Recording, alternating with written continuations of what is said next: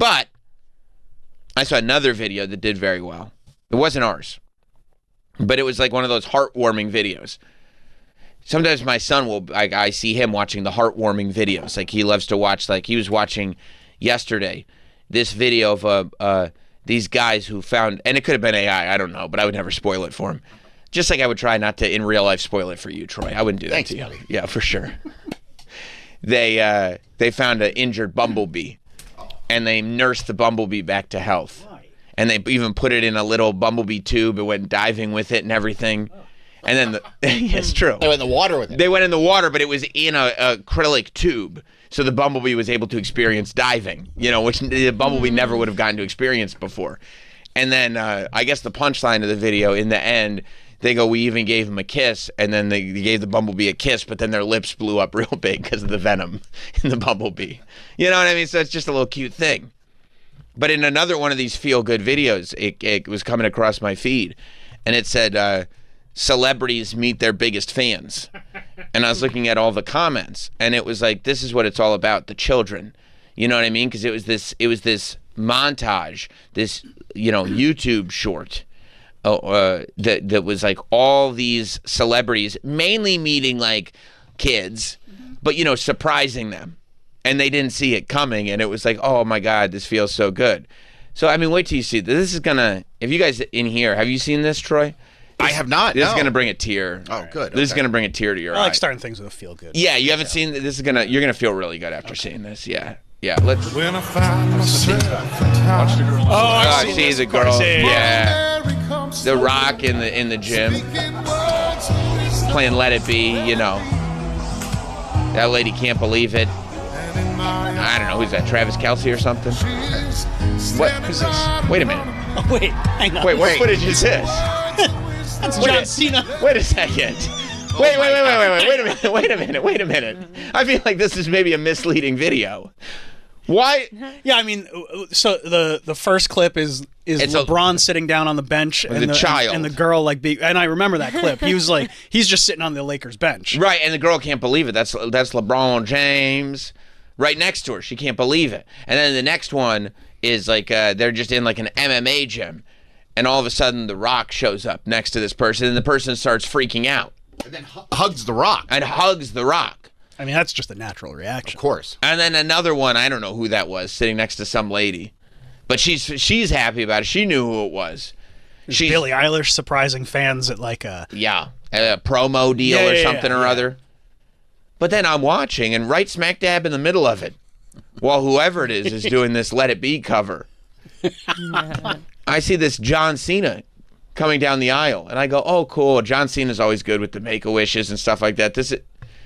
Yeah, he's got the record. Yeah, but then I went, what's that t-shirt? Why does his entrance look familiar? He's in an entryway. I go, wait, that's the Fanatics Fest shirt that he's wearing. Wait a minute, that's why I recognize this. That's and then the camera moves quickly enough. This is me. This is John Cena. That's him just surprising a big fan. No, it wasn't. That wasn't. This is misleading. That makes it seem like it feels like he's the fan of you. Yeah, he's the fan of you. Oh, is that what it is? Yeah, that's how I would interpret it. Like he's hugging you. No, I interpret it as like a special fan getting a Make-A-Wish. Because he's a Make-A-Wish king. But I said we're both professionals in this environment, acting in a professional manner. But if you read it as John Cena can't believe it, Sam Roberts is here, because he's the one going in for the hug. Well, if you look at all the other videos, right, the people are hugging the celebrity that they're excited to see. They go for the hug, you're saying. Correct. And like John Cena is he looks super excited as he's running down this ramp. He's not just like dilly-dallying down the ramp. No, and he's a lot of time, and he's not even. There's all these fans that are like, give me a high five," and you're right. He's like, "I'm hauling ass. I don't have time to high five all you guys." I see a celebrity down there. I'm super excited about the celebrity I'm about to meet. That's Sam. Yeah. I don't think that's what it is. I like your interpretation of it. I think you might be right. Yeah, I mean, it does fit that narrative. This is the video that's been out. I can't believe the legs that this video has had over the last year. Like, this is, when I was the original? Yeah, just the fact that it gets reused in all kinds of different contexts. It pops up and stuff like this. Like, this is when I was judging the entrances at Fanatics Fest last year. And John Cena ended up running down and jumping across the table and giving me a big hug and tipping the table over and doing all that stuff. Which, by the way, we've spoken since then, and he's publicly said it made his life. Because I said it made my life, and he said it made mine. And so maybe you're right, Troy. I think I am. Maybe this was like a moment where he was like, holy shit, it's Sam. Aren't you glad this is documented? I'm so glad. Can you imagine if that happened and nobody saw it? Dude, I was like, as soon as it happened, I remember having the conversation. I was like, I need video of that. Does somebody have the video of it? And somebody who was there was like, oh, we got to check on that. You know, like that sort of weird office mentality of like, I don't know if that's okay or not. I was like, thank God it's at that point 2025, and there's enough fan video that somebody got something. I mean, luckily, every angle of it was covered from every conceivable direction. But yeah, I'm very glad there was video of it. That's a huge moment. Because the story wouldn't have had legs. You would have come in and said it. We'd be like, we don't believe you. Yeah. Or I would have been like, wait, you cool. would have thought I was lying? Yeah, of course. Oh, that's not cool. It's like video or it didn't happen. Right. You know? And Megan and Kathy were there with me, and they would have probably been on your side. Yeah. No, he's lying. That didn't happen. Bullshit. Yeah, that's horseshit. I go, why'd they make everybody yonder bag their phones at Fanatics Fest? This sucks. Yeah, okay, well, let's go back then earlier in the video so we can see if Troy, if this is the way people are interpreting it, then that's huge. That's big for me. You know? That's the way everybody's interpreting. Well, a lot of people right now. Danielle, you said you interpreted it that way too? Yeah, the context of the rest of the video. Right. You're like, John Cena must have been super excited to meet this celebrity. All the fans are the ones freaking out. Yes. You were keeping your cool sitting on the table. I do keep my cool, don't I? You didn't run after John. No. No. I don't chase. You know what I mean? You attract. Boom. That's right. I manifested that. Did you? I think so. I think you were just sitting there. Oh. I don't know what manifest means. Let's Gotta read The Secret. Yeah. I've been trying to. I can't get past it. I've been thinking all these thin thoughts. I haven't lost a goddamn pound. I'm eating cake after cake. I'm only thinking thin stuff. I'm still heavy as I've ever been. Same. So you get it. I'm sitting there going, I'm looking for the instruction manual for the secret book. I'm going, how does this work? I'm thinking of abundance all the time. Same goddamn paycheck every week. I can't stop thinking. I'm thinking of cars. I started thinking about boats. You got to be really rich. Yeah. Guess what I can't afford? Huh. A boat. Yeah. I'm be lucky to get a dinghy. You know? You don't want a boat anyway. No? You know what they say? What? The best days of your life are the day you buy the boat Right. and the day you sell it. That's a good point. It's not because you make a profit either. It's because it's Because it sucks. It's out of your hair. Yeah. It's out of your hair. All right, let's see. Let's see then. Okay, maybe you're right. Maybe because Travis is wrong. I'd say, to be fair, 7.5 to 8 times out of 10, Travis is off. That's So, yeah. Unfortunately, it is true. But I gave you 20% though, at least. But so maybe I will go with you guys. Let's see, because I didn't think about it. I just got offended immediately. Okay, let's see. LeBron. Okay, the girl freaks out. The Rock just shows up. He's just chilling. The dude hugs him. Okay, that guy in the tight shirt. And the lady freaks out. The lady freaks out. Okay, oh, that's John freaking out. Like John is freaking out here. He can't believe it. And I'm going like, okay, I get it. Okay, there's somebody. Now Billie Eilish is walking in. Oh, which one? Oh, Billie. I don't get that one. she was surprising people at like, hey, tell us what Billy means to you type promo thing. This kid He's probably doesn't freaking like out. this anymore. Yeah. That's on some No Diddy stuff. Yeah, that kid's like 14 and he's worried about getting canceled now. This video is going to ruin a lot of things for a lot of people. No, you're right. I mean, in every other context, the celebrity, the attraction is the one that's sitting cool. You know what I mean? And I was sitting pretty cool. I can't build a strong case. It feels like what they're saying is this is the day that this person met LeBron, this person met Ye, these two met Billie Eilish, this dude met Sam. That's what it feels like. That's what it feels like. Right? Yeah. Like that guy in the John Cena t-shirt got super excited to see Sam. Oh, man. Maybe I should be very, very flattered. Like they're putting me in that icon status I would now. be.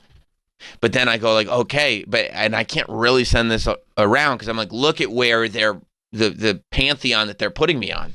Because then people will watch the whole video and they're going like Kanye, and I go, well, not like everything. Maybe you should re-edit it. Yeah, like maybe like chop. I might throw this into IG edits and just kind of slice the end off there. Yeah, it was an odd thing, and then I was like looking at the comments, and it was all like, I don't know. It says the player's love for children, but like not everybody is a athlete, and not everybody is a child in this. So I don't know. I don't know if it's all. Click on the comments thing. Yeah. Top comment makes a great point. I hope and pray that people, young and old, react like that when Jesus Christ comes. Yeah. Yeah. And Let's not forget, right? honestly, okay, but that's great evidence right there. When Jesus Christ comes, do you want people to just be kind of chilling at a table, ready to accept a hug from our Lord and Savior? Or do you expect them to more be standing at the top of the ramp going, oh my God, it's Jesus. I'm running down. Fuck all you people with your hands out. I got to go hug Jesus. He's the Messiah. Right. Don't you think that if there's... I'm just saying. Careful who you're comparing yourself to. I'm not comparing myself to anyone. But Sam Lennon over here. I'm not doing that. But in that comment, react like that when Jesus Christ comes. Now we're putting in the headspace of that comment. Not your headspace, not my headspace, not Travis, nobody. If that person wants either you to act like me in that video or John Cena in that video when the Messiah comes, who would be the Messiah and who would be the person reacting according to that person, you would assume? I'm not going to answer that. Oh, but That's smart. according to that person, you would assume. Do you think?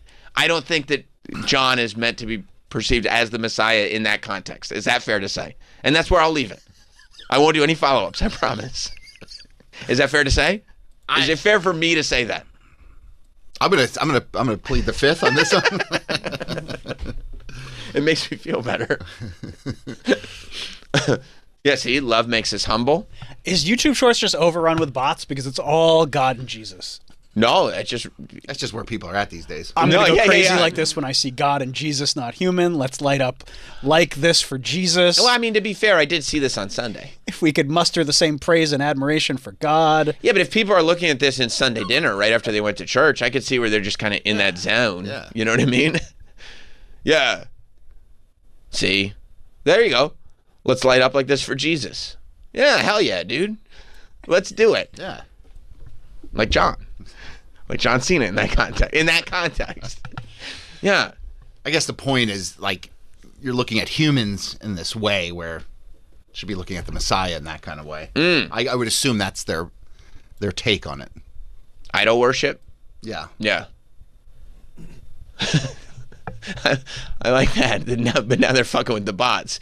That person says, if we could muster the same praise and admiration for God. And then the person under it wrote, who's God?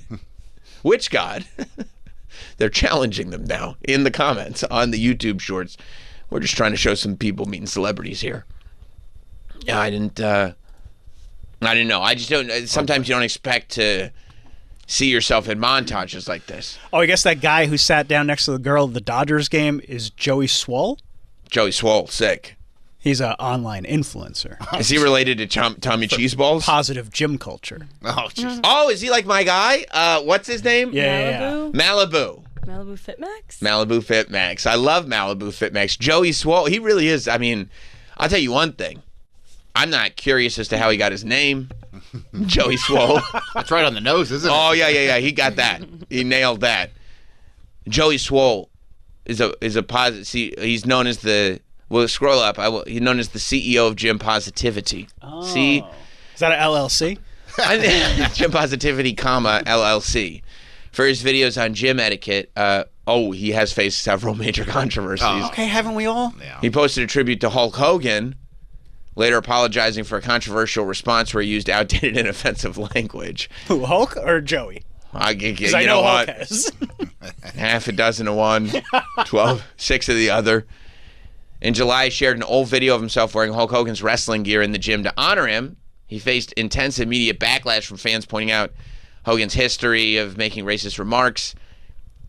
Oh, okay. Apparently he used, well, that's actually far more outdated than I even realized. That's like 50 years ago.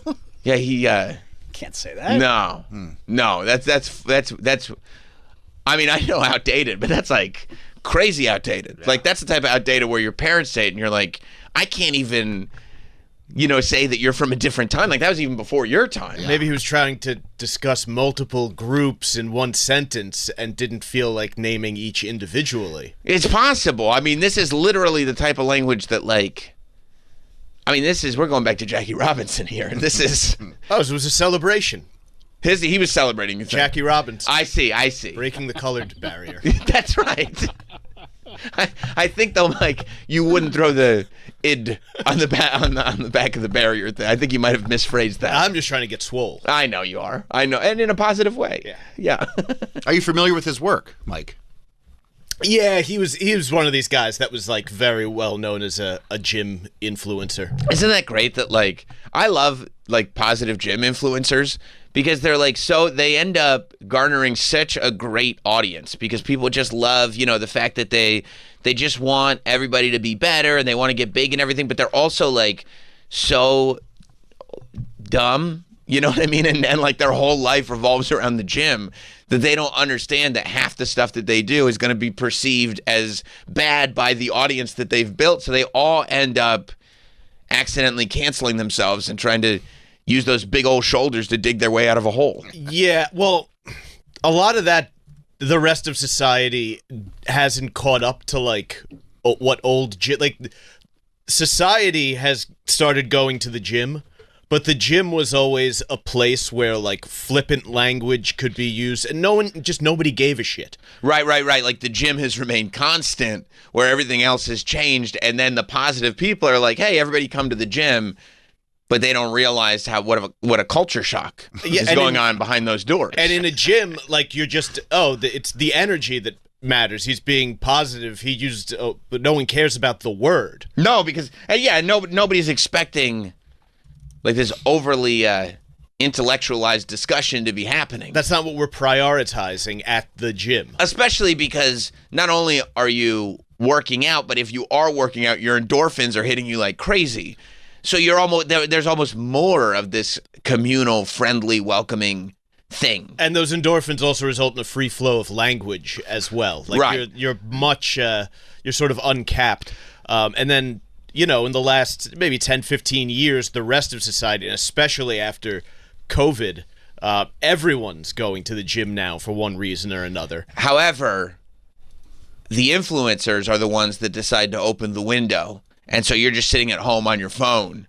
Because half the people watching these influencers are not actually going to the gym. No, certainly not. They're just sitting there going like, you know what, that's going to charge me up to one day, do it. And they don't realize that they've opened up a window to an area that like they've now created a portal. They're incongruent with each other. That's right. That's right. They should never have mixed. No, I don't think so either. I don't think so. Yeah, but he was big. I think he used to do. So there was a. It says here he issued a tearful apology where he acknowledged his mistake. He cried. I believe he's the penitent man. And then he temporarily stepped away from social media. That's too bad. He said harsh cyberbullying. Which is tough. Yeah, well, he was always an advocate. He spoke out against cyberbullying. I think he was the one who used to do... There was this craze of videos where chicks would go to the gym and set up their cameras and try to catch guys leering at them while they worked out. Really? And, yeah. I've seen those videos. That feels like entrapment. Well, so the first few times those videos went viral, they were very obvious cases of, yes, this guy's being a creep at the gym, like... just staring at a chick, and then after a while... like, it was almost like maybe the camera was set up to get workout videos, and then they caught creepy guys being creepy. Someone was caught in the act. Yes. Then, once people realized you could get views from it... of course. You start showing up at the gym dressed like a stripper and doing only bent-over exercises right. in a high-traffic area where people are just walking by, and then they would slow the video down, so it's just some guy walking to a treadmill, but it's very slow, so it looks like he's stopping to stare at what effectively is a spread open asshole covered by a thin layer of spandex. Right. When in actuality, it's probably a glance. Yeah. Right? And also just something that anybody walking by that would be like, what the fuck is going on over Right, here? that's not something I see every day. Yeah. That feels inappropriate even for here. Well, I don't know. I'll go back to my treadmill.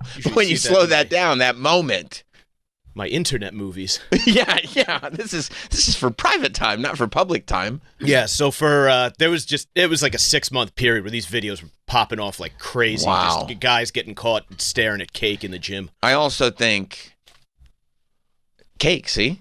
That was the proper use of the phrase cake. Now we learned. You learned something new. Yeah. And it's now properly used. Ah! It's her secret word. Yeah, but I also think there is a joy that people get in making big muscle boys feel a type of way where they need to pay a penance. You know what I mean? There is. I would imagine that the people complaining, and wanting this guy to cry and apologize were probably not also fellow big muscle boys. No, there's probably a lot of Redditors projecting their angst from having a bad high school experience at the hands of somebody who vaguely remembers Joey Swole. Who have decided that he needs to pay. Yeah, and I guess he did. He cried, unfortunately, for Joey Swole. But he met that lady, too. And that was big for that lady, He met her at the baseball game or the football game or whatever game they were at. So, good for Joey Swole. Now we know who he is. Yeah, Joey Swole. Malibu FitMax is still out here doing his thing. Oh, good. I don't think he's quite as buzzy as he was right at the height of that thing where they got him. But he kind of just went back to work, being Malibu FitMax all the time. I still watch his content. It's still good stuff. He seems like... Seems like a good dude, right? Yeah, he made a couple mistakes. Haven't we all? He blamed his weird face on an IED. You never did anything like that before. I'm not saying you did that, but like that. Of course. Come on, the dog ate my homework. Yeah, exactly. An IED made my face like this. Those things happen. See, he's still out here. See, they're gains blocking the whole thing. It's pretty magnificent, honestly. Gym culture. Gym culture, yeah. I like it. I like to look at this stuff. I've seen that. I tell you what I did enjoy was, did you see the video that went around this weekend of the one-handed woman that got pulled over? Oh yeah. So this woman is driving down the road, and the reason it went everywhere is because there's body cam footage of it, and it ended up they were gonna bring it all the way to court because the officer was not hearing this lady's excuse, which to me, and I don't know, all I know is I went to the youth court. You know what I mean? That's where I got my legal training from. But it did seem like her excuse was fairly valid. Yeah, but it's always something with these ladies. No, you're right. You're right. If you can't get them on one thing, you get them with the other thing. No, hey, women, am I right? Dude, I love how she handled this situation. She really did handle it really well. I feel like she wanted to laugh it off, and then they just wouldn't allow it. Now, Mike, is this a news story or is this just the body cam? Because if you can give me just the body cam, I could do it without David Muir or whoever it is explaining to me why he's so handsome. He is super handsome, but I just don't need... You want just the body. I want the body cam. I don't need to see the body. I want the cam that's on the body. Because it looks like okay, perfect. This is what I said. Yeah, it's perfect. Thank you, Mike. So this officer, he observes this lady, and she's got a cell phone in her hand, which you can't do that when you're driving. There's little that you could do that is worse, honestly, than have a cell phone in your right hand. You're supposed to watch YouTube videos No, you put it in the cup holder. Yeah. Everybody knows that. Exactly. If you're going to watch your YouTube while you're driving, you put the phone in the cup holder. You got to be safe. Too much can go wrong on the road. You got to be safe. So somebody made a cup holder for the Dunkin' bucket, by the way. Oh, that's great. Yeah. That's great. That's great. You don't have your bucket It's anymore. upstairs. I forgot. It lasted 1 week. 1 week. I got it. And you realized it looked stupid walking around with a bucket full of water. It's not practical. No, it 48 really ounces isn't. of water. How's that not practical? You would just get yourself a Stanley. You know what I mean? You're walking around with a bucket. Why? He's doing another show. Plot Stanley tea. You want him to just stand here with my water? Here's another water, Travis.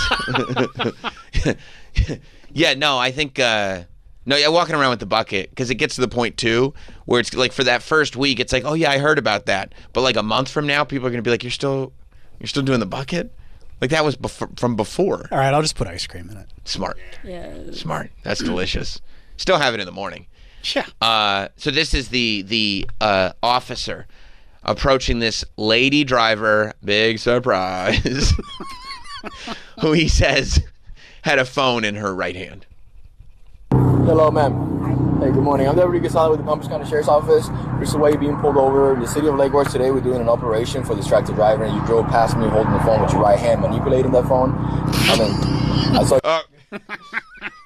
No. She's so quick. You would think this is a sketch with how quick she is. She what she does is she pulls up her arm, and here's the thing. There is no right hand. Her arm is amputated. It looks like from right around the elbow, maybe just below the elbow. And it's not even amputated at the wrist. It's like the forearm is gone. It's not a Jim Abbott. No. Like you could put a mitt on that thing all you want. The bottom of the mitt will touch your shoulder. It's gone. You know what I mean? So there's no. Not only is it not like, okay, well maybe it was at the bottom of your wrist. There's no hand or forearm to be had on the right side of her body. It's missing. It's gone. Don't know what happened for sure. Well, I don't know if it's missing. It's gone. I'm assuming alligator. I believe I saw something where this is a birth defect. Okay. And these are her fingers. The little bumps? Yeah. Well, you saw something. A lot of times you see something, though. Oh, you think that was AI? I don't know. Could be. No, Could be. I mean, he could be right. You could be right. I do see a bump. There's a bump, but it also could be one of those like a bone thing or something like that. Mole.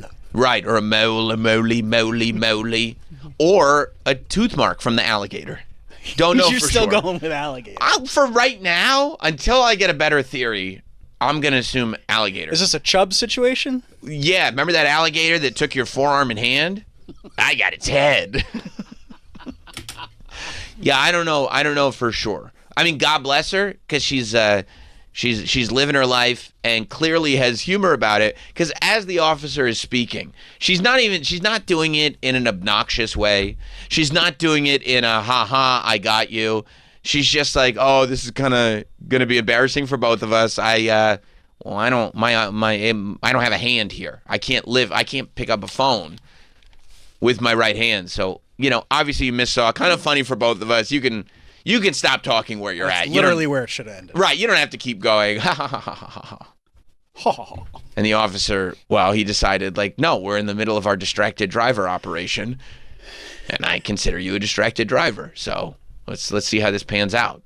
So obviously not. So you want to just call this a day? Or? I don't want to call it a day. You had a hand manipulated. You just said my right hand. Well, I thought I saw you with your right hand. You so had a you hand didn't. The right hand. I saw you manipulate. So you didn't. With the right hand, perhaps not, right? So you didn't see me with my right hand. So are you saying that you saw me with my right hand? I know what I just said. I'm asking you now. Did you or not have your phone on your hand? I did not. You did not have your phone in your hand? I did not. Hand to God, you didn't have your phone in your hand. Hand to God. It was. I mean, she's an icon. She's an icon. Because she goes, I can't believe this is happening. Because that first laugh, ha ha ha ha ha, it was not an obnoxious laugh. It was like, we can both, it was almost this, I was going to say disarming, but I don't want to. It was like this laugh where it was like, we can both be comfortable with this here. You know what I mean? Like, I know this is weird, but I live my life this way. I'm sure you missaw, there was no malice here. These things happen. I'm going to go and talk to the people I work with at the office about it. It's kind of funny. You know what I mean? Let's just call it. And you can kind of get the sense that when she says, so should we just call it here? She almost comes to this realization, like, are you really... Yeah, like, I got you. Are you really pursuing this? Like, I got you, but I'm not even taking the credit for it. Like, I'm being cool. I got you. I for sure got you. But I'm being cool about it. Like, can't we just... Yeah, she's being as nice as someone could possibly be. I don't think I'd be that nice. I mean, I'd feel like, you feel like a big winner. Which hand, motherfucker? Right, exactly. I'd be like, what do you want me to pick up a phone with my nub? Because she knows that if this goes to court, she's won already. Right, because he literally said your right hand. Yeah. And then he goes, so were you picking up a phone with your hand? And she goes, no. And I think he's not 100% sure where to go with this. Like, he's hoping that she'll go, yes, with my other, or something. Like, it feels like he's like kind of searching for how he could possibly get out of this. Get out of it? No, he's searching for how am I going to give her a ticket? No, that's what I mean. Like, because how I can't be wrong. That's what I mean. How can I get out of this without being wrong? Yes, exactly what I meant. Because he goes like, well, did you have a phone in your hand? No. And she goes, no. And he says, hand to God. And she lifts up her stub like a fucking G. She lifts up her stub like an absolute baller. No hesitation. And goes, hand to God. And she doesn't do it in a nasty way. She doesn't do it in an I'm annoyed way. She does it in a way where it's like, this is so funny because I'm so in the right that I don't even have to do anything here. Like, and this, I love that she's doing this because it is the way to handle this, right? Because like, worst case scenario is I go into court and I go like, no, Your Honor, I think I'll defend myself here. I got this all, this is, I don't know, how can I pick up a phone? And then the judge is going to look at the cop and like kind of roll the judge's eyes and go, officer, how do you want us to proceed here? Like, what's your plan here? Judge will be like, alligator? Yeah. Now that we've covered the phone thing, I'm assuming alligator. She would say, yes, this is exactly what it was. Alligator. Those gators from Florida. She is from Florida? Yeah. Come on, dude. You know what happened. Those gators will get you. Oh, yeah. They eat kids at Disney. Oh, I know they do. I mean, honestly, if you get out of there and all you've lost is the forearm down, consider yourself lucky. Because those gators, once they clamp on. You're tangling with a dinosaur. Oh, yeah. And they play for keeps. Oh, yeah. Down there. We were staying at the Polynesian. I had to tell the kids, hey, don't get too close to the docks there. The pool water is fine. That swampy water there, a couple of eyeballs will pop out of the top. Yeah. Don't mess with it. It's gator country. It's gator country, the whole place. You're just looking down when you're on that gondola, the Sky Traveler or whatever, and you're just looking down, looking at those swamps, going like, even if this gondola falls, if I fell out of this gondola right now, even if I survived the fall, I'm gator grub. There's got to be dozens down there. Yeah. Dozens of them. You're fucked. It's the land of the dinosaurs, dude. That's what they got in Florida. A bunch of dinosaur alligators, three-legged bears. It's crazy. That's probably how Tripod got his 3 legs. I'm assuming a gator got him. Yeah. You ever ask him, that three-legged bear that lives by you? No. Probably gator got it. He probably doesn't want to talk about it. But imagine if you... You're right. It's probably a sore subject. Yeah. Imagine if you caught that three-legged bear. And you're like, who stole the honey? And they go, I saw that bear over there. He had honey on his second front paw. And then Tripod just turns around and goes, nice try, Dick. I only have one front paw. Yeah. You must have stolen the honey yourself.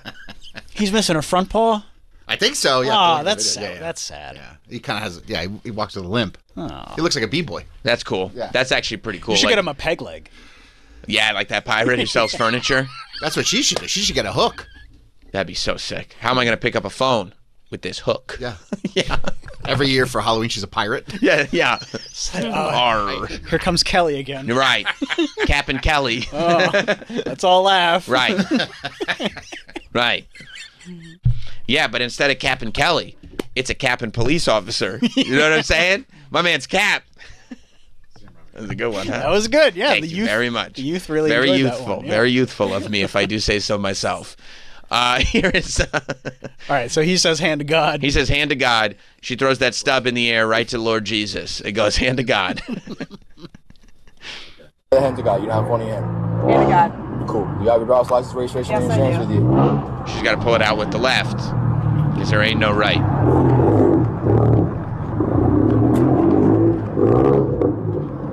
This lady. Come on.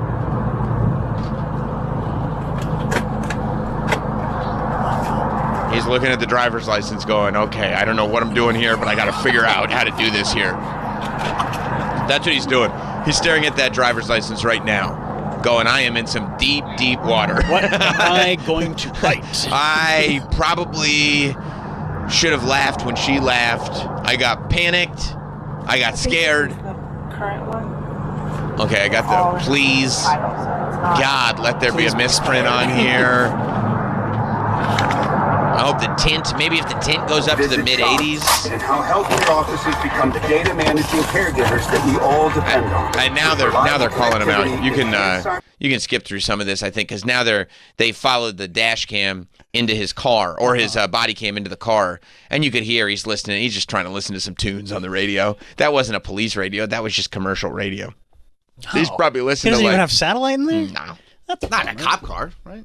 You can use the app. No, but it's Florida. That's the one place left they still got morning radio. Yeah, they love FM radio. Yeah, they do. He's probably listening to like Monsters in the Morning or whatever they got down there. Maybe Mike Calta? If it's Tampa, he's definitely listening to Mike Calta. Because if you're in Tampa and you ain't listening to Mike Calta, you ain't shit. That's what they say. That's what they say. Until about 8 Eastern, then you flip over to Sirius if you want. Yeah. We're also on demand, so if you need to, if Mike's on to something, Yeah, if you want to listen to Mike live. tune in to us a little later. I got no problem with that. So he comes over now. He's got himself a citation written up. He's like, I got to think of something. Good for him. He's like, he's in the car right now, unplugging his dash cam, going, fuck, fuck, fuck, fuck, fuck, fuck, fuck. Pause. Like a junkie, like a junkie just stabbed him with a needle and he donkey punched him in the side of the head. He's like that officer in Weapons right now, trying to figure out what he's going to do. His father-in-law is going to be so mad at him back at the station. You gave her a ticket even though she didn't have a right hand? Okay, here's what you're going to do. That body cam footage lasts for 6 months. If nobody asks about it, you'll be fine. So let's see what he does. Let's see if he goes like, you know what? Here's the move. He's got to try to just save face somehow and go, I'm going to let you off with a warning this time. Also, if I find that gator, his ass is mine. You know what I mean? Just try to like, you know, and maybe like hold his shotgun. He's got a shotgun. He's like, if I find that gator, click, click, his ass is mine. And hopefully, you know, then bygones be bygones. You think he has a department-issued shotgun? It's in the trunk, for sure. And it's Florida. For sure. Of course. They're not riding around with it without a shotgun, you know what I mean? Well, they got to stand your ground. That's true. You know? What if a gator shows up? I'm not pulling a pistol out on a gator. It's a shotgun or nothing. You need to blow it to smithereens. That's right. That's right. Yeah, I'm not taking time to aim. I'm putting those 2 barrels. It's a double barrel shotgun. And I'm pointing them right at that dinosaur's cabeza. And boom. Boom. It's going crazy. So, that's what I would have done. I would have sat down in the car and I would have said, okay. Fuck. I think I messed up. Okay, maybe if how do I make this go away? Right? How do I make this go away? I'd be using the first aid kit. You know what I mean? How do I make this go away? And then I'd look down, I realize there's a camera on my chest. Motherfucker! God damn it! Recorded all that dumb shit I said. Why did I say hand to God? That was so stupid of me. She made me look so fucking stupid. Oh, no, I'm mumbling out loud. There's a microphone on this camera. No. And then I go realize, okay, I got to get out of this. She seems affable. I'm going to give her a warning. She might put me through it a little bit because she was cool in the beginning, but then I was a dick. Hopefully I could get out of this fog of me trying to be like, I got to win. Let's see if he does it. That's what I would have done. Give her a warning. Try to get out of it. Tuck your tail a little bit. Maybe try to come up with some kind of line like, hey, thanks for putting your hand to God. Wink. I'm going to let you off with a warning this time. Try to go for a pounder, just to be funny. Right. You know? Or maybe I'd throw my elbow up. Hey, fist bump. And I'd hit her with my elbow. Something like that. You know what I mean? Yeah. Just try to... Like Luda? Yeah, exactly. I'd throw them bows a little bit. Just try to do something to get us back on the same page here. Because right now, we're on 2 different pages, and that's the winning team. Yep. And you always got to be aware of that. You know what I mean? Regardless of what your pride is at, regardless of how much you want to win, if you want to win, join the winning team. You know? Yeah. That's the way to do it. 10 times out of 10. Sometimes you just got to let shit slide. Right. Yeah. I could either be the winner, or I could join a winning team. Right. I'm going to join the winning team on this one. Let's see if he does it. Yeah, you kind of hear him. Oh, God. All right, man. So you're going to receive a citation for wireless communication device. No, hit pause. No. What? For what? A citation for having like a wireless device. Communication. So he's saying, I'm giving you a ticket for holding your phone. And she's like, I presented irrefutable evidence. Yeah. Officer, I lack the ability to grip. This is literally How could he open the door? How could he can't flush the toilet, Greg. He lacks the opposable thumb. At this point, if I were her, I'd be so happy because now you get to keep it going. Mm-hmm. I would too. I would love it. I'd be thrilled. I'd frame it. I go, oh, I can't wait. I'd buy a whole new outfit for court. Yeah, but it's just annoying. Yeah. Because you're thinking to yourself, like, really? Like, you're going to make us go through this whole charade of going to court? I go like, okay. It is, but isn't it great to know you're right? Yeah, I guess. I'd double down with you. Yeah. I would sink into it and be like, no. Because I like to be right. And there's no way I'm wrong on this one. So it's like, no. I don't need that guy to tell me I'm right. I need that guy's boss to tell him that I'm right. And now I'm going to make you look stupid. Yeah, now it's going to be tough, right? And I don't even have to do anything now because I handled it well from the beginning. This could have been between us. It's like when Greg, later in the movie, Gaylord Fokker, when he blames the sewage in the backyard on Jinxie Cat. Right. And then Robert De Niro starts yelling, he can't flush the toilet, Greg. He doesn't have thumbs. That's where she's at right now. She knows she's right. Okay, let's see how she reacts to getting the citation. We got to put the phone down as we operate a motor vehicle. Oh, and you put on there that you saw me with my right hand holding it, yeah? I did not put that. No, if you want to take it to But court. that's what you said when you pulled me over, yes? That's what I said, That you yes. saw me holding my device with my right hand. I'm not disagreeing with you. Yes, that's what I said. Yes. Okay. Oh, boy. Yes. So if you want to take it to court. And that's what you saw?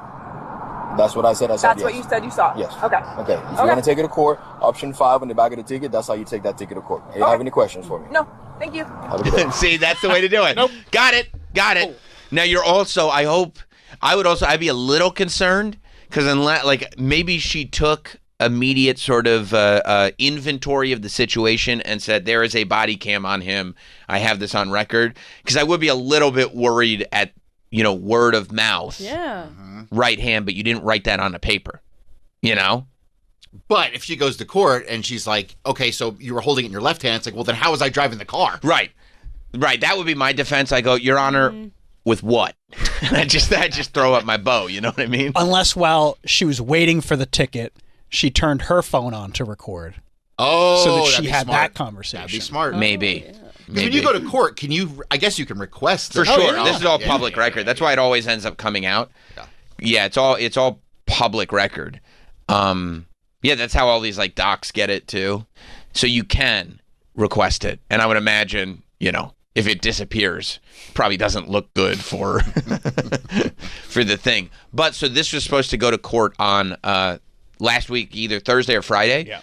And the day it was supposed to go to court, the officer decided to withdraw his claim. That's weird. The day. He let it sit there, and the day he was like, you know what, I'm gonna withdraw. He thought this. about it. Yeah, I think what happened is I think his boss probably was like, dude, no, withdraw it now. Yeah, you look like a fucking asshole. No, it could have been her left hand. You didn't say You that. said dude. right. She's got no hand. Look at the video. And then he probably saw the video, and he was like, oh God, she handled it really well. Yeah. She's kind of laughing along with you. You had multiple opportunities to get out of this, bro. Yeah. What are you doing? It was probably towards the end of the month. He had a quota, I'm sure. Yeah, but now guess what his quota is? He's like Will Ferrell and the other guys. He's going to go desk duty. Now he's desk duty. Until you learn your right from your left. Right. And then they're going to ask him, he's probably going to be in there, desk duty guys are like, oh, fired off my gun, did this, did that. Now I'm on desk duty. What'd you do?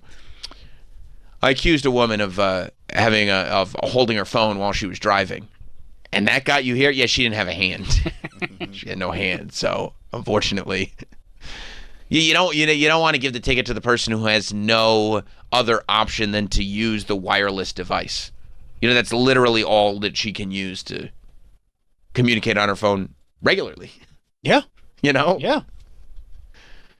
Okay, fine. Well, you weren't at 10 and 2, so here's a ticket. Yeah. So I guess this one-handed hero lady unfortunately doesn't get to go to court because it feels like she was probably really looking forward to it. Yeah. I wonder if she had a monologue prepared or just some kind of statement because, again, the deeper this story would have gone, the better it would have been. But everybody loves her now, though. Oh, she's the best. She's the best. She's the best. She's our one-handed queen. She because of the way she handled it, Like, she handled it perfectly. She wasn't annoying about it. She wasn't like, haha, I got you.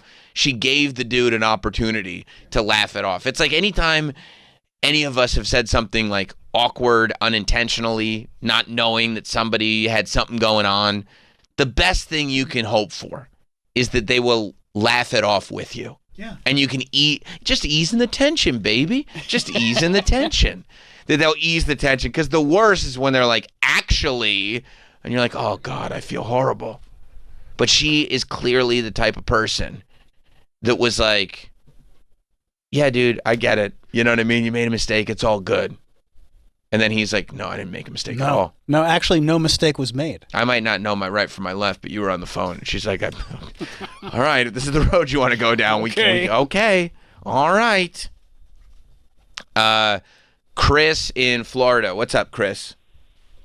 Hey, it's Chris in Florida. Nice. My son, twins. What are we doing? He was born with that condition. It's he has it on his left arm. And what happens is the sac that goes around the embryo while the baby is forming, that part of the arm gets caught on the outside. Oh, wow. And then it just squeezes it off, basically. Almost like a tourniquet type thing? Yeah, exactly. And, if you notice in the photo, she had little nubs, little fingers. Yeah. You notice that right here. I had my son surgically removed because they're non-functional, and they would get snagged on everything, and it just looks kind of odd. Yeah. So he's never let it affect him. How old is he? He's 16 now. Oh, wow. And so he can drive. Are you worried he's going to be driving while using a phone? Yeah, I'm in Florida. Does he ever tell people that a gator got his arm just because it sounds cool? I tell him all kinds of things. Cannonball from a pirate attack. Civil War veteran. But here's one thing about it. When he was a toddler and a baby, I would make sure that when I played with him or swung him around by his arms, I would always grab him from the left side.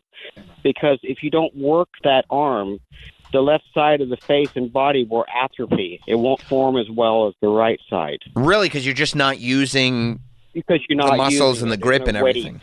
Wow. Exactly. And you'll see it in the face. I noticed it on his left face, and I worked on it and worked on it, and I was able to fix it. Wow. That's a wild thing. That's really, really interesting. Well, thank you. Go ahead. But the problem with that condition is there are bionic arms. Nice. That work through nerve endings. Oh, wow. But the problem with that length of nub, it's not long enough for the nerve endings to work the bionic arm. We've used them, and they don't work as well. They're meant with somebody with more of a arm left. Oh, I got you. Where it's deeper down or longer down. Yeah. Yeah, right, but we never bring it up. We don't tell him he can't. He's going to be a pilot. That's sick. How's that one for you? I love it. Yeah. I love it. I just want to let you know kind of what was going on there. That's awesome, Chris. Thank you very much. You're welcome. It would be cool to have a bionic arm because, people would be amazed when you flip them off. Like, imagine flipping somebody off with with robot hands. Like, you think it would be cool because of the noises it would make while it's coming? Plus, if I had it, I would leave it metallic, like Terminator. Oh, yeah. Like, I wouldn't want it to look like a real hand. I want it to look like a Terminator hand. Or put a Michael Jackson glove on it. That'd be awesome. Yeah. And you could kind of see the metal arm coming down and then a Michael Jackson glove over it. And you still hear it. Mm-hmm. Right. And then it flips you off. It'd be sick. It'd be so cool. Yeah, I would do that for sure. If a gator ever got my arm. Dan in Iowa City. Morning, boys and Danielle. How are y'all? Good. Hey, there's just a few takeaways from this. I'm a cop, and when you find yourself in that situation, first and foremost, you just kind of eat it, and you're just like, okay, well, they have one arm. But secondly, when it comes to the dismissing of the ticket, that fully comes down to the prosecutor. It's a pretty common practice that prosecutors hose over defendants and officers by dragging this out as long as they can, in the hopes of getting a plea deal prior to the court date. Like, the overwhelming majority of time when stuff's dismissed, it's dismissed the morning of, hours before court. I gotcha, because they're hoping that they'll get some. But it's like this lady was never going to do a plea deal. She only had one hand. No, and it's just a failure on multiple sides of this where, like, anybody, but it also comes down to, like, caseload for these prosecutors where they're not reviewing their cases until, like, a day or a few days before it goes to trial just because there's so much they have to do. Yeah. So, but as a cop, though, you would sit there and just recognize, like, okay, I got to take this one on the chin. I mean, if you're not a smooth-brained idiot, you go up there and you're like, oh, they're driving a car with one hand. How the hell would they be using a phone with the other? Right. Like, they're not crashing into a tree as you're stopping them. And then if this lady is laughing, you're kind of I would hope that you would kind of chuckle and go like, you know what, my mistake, go have a good day. Yeah, it'd be one of those things where it's like, well, never. I mean, I'd just be so embarrassed to be like, all right, well, you have good luck merging back into traffic. All right, thank you, Dan. Yeah, I'll see you, buddy. Yeah, they all, that was the old thing. I haven't been to court for like a speeding ticket or anything in a very long time. I haven't gotten a speeding ticket in a very long time. But when I was younger, every now and then it would happen, and I would always think I was slick. I go like, no, I'm going to take it all the way to court because I bet the officer isn't going to show up. He would always show up, And I remember one time standing in front of. Yeah, but you could usually plead down if you go to court. I know, but you think you're slick. You know what I mean? Like I did plead down one time. I was driving back from Syracuse, and right there in the middle, in like Liberty, New York, I got pulled over. And this time, I was in a Wrangler that would have the worst death rattle ever. God, I love those Jeeps. I was riding a Jeep forever, but I was in a Wrangler. Gotta get all these ducks. I know. I had ducks on ducks, and it would like death rattle like crazy. This one. Okay. And so it would death rattle anytime it was over 60 miles an hour. But you were young, right? Yeah. I knew so many of my friends had cars where it's like, if we go the speed limit on a highway, we might gonna die. Yeah. Like you'd literally be driving that thing feeling like the wheels are just gonna come off. And I remember one time I'd be like, it's probably just like the inside of the car feeling this way. And like somebody drove next to me and they rolled down their window and they were going like this. And so I rolled down my window. We're on the highway. We're going 60 miles an hour. And they're like, your wheels are shaking. Your wheels are shaking. And I was like, yeah, no, and I go like this. It's a Jeep thing. It's a Jeep thing. Yeah. Poorly made. You're like John Candy in Planes, Trains, and Automobiles. Yeah. Okay. So like, so because of that, I go, no, this death rattle, they clocked me going like 70 miles an hour. And I'm like, there's no way I was going 70 miles an hour. I'd be shimmying and shaking the whole way down the road. So I said, I don't think so, but okay. And they gave me the ticket. I said, I'm going all the way to court. I'm going to drive all the way back to Liberty from this. And I went to my mechanic and I got him to write a letter that said this thing. How far away? I'm sorry. How far away is Liberty from where you were living? It's right in the midpoint between Syracuse and where I was. So it's like 2 hours from Syracuse or 2 hours from where I was. So you're definitely getting a ticket because, like, cops see that you're far away. They're like, well, they're never coming back for this. They're just going to pay the ticket. Literally how the town lives, yeah. I think. Yeah. Like, that's what it is. Yeah. I said, not me. Not me. No, because I got the death rattle, And so I got my notarized letter from the mechanic going like, this is what this car does, blah, blah, blah. Notarized. I'm going to really show him that I'm a professional. I'm going to show him, right? I'm going to walk in there. I put it in a manila folder. Ooh, so it wasn't even folded. No, manila folder, right? Legalese. And I walked in there and I said, that's my court date. And I walked in. Now, interestingly enough, the courthouse was also the police station. Sure. Yep. And it was just upstairs, and it was like a folding table. Yep. You know what I mean? It was one of those like tiny little towns. I've been to those. Right. So I walked in there, and I was like, hey, I have a letter from the mechanic. And they go, okay. What do you say we make this a seatbelt charge? And I go, well, what's the seatbelt charge? He's like, it'll be $100, no points. Yeah. I go, yeah, all right. And so I gave him $100 and left. Because that's all anybody's looking to do. That's it. I never even had to open my manila envelope.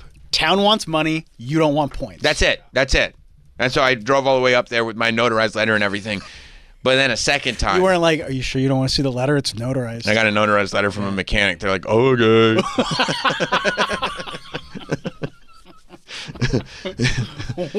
But then it made me think I was slick, right? So then this other time, I got a ticket in this area, right? And I Same area? No, different area. Now I'm back home, right? Okay. And I go, well, I saw the officer, like, he didn't have a speed gun. I was like, oh, I'm gonna get him. He was probably just like, you know, clocking me like how the kids clock. You know what I mean? Like he just clocked me. You were speeding, but didn't actually have a speed gun. Mm-hmm.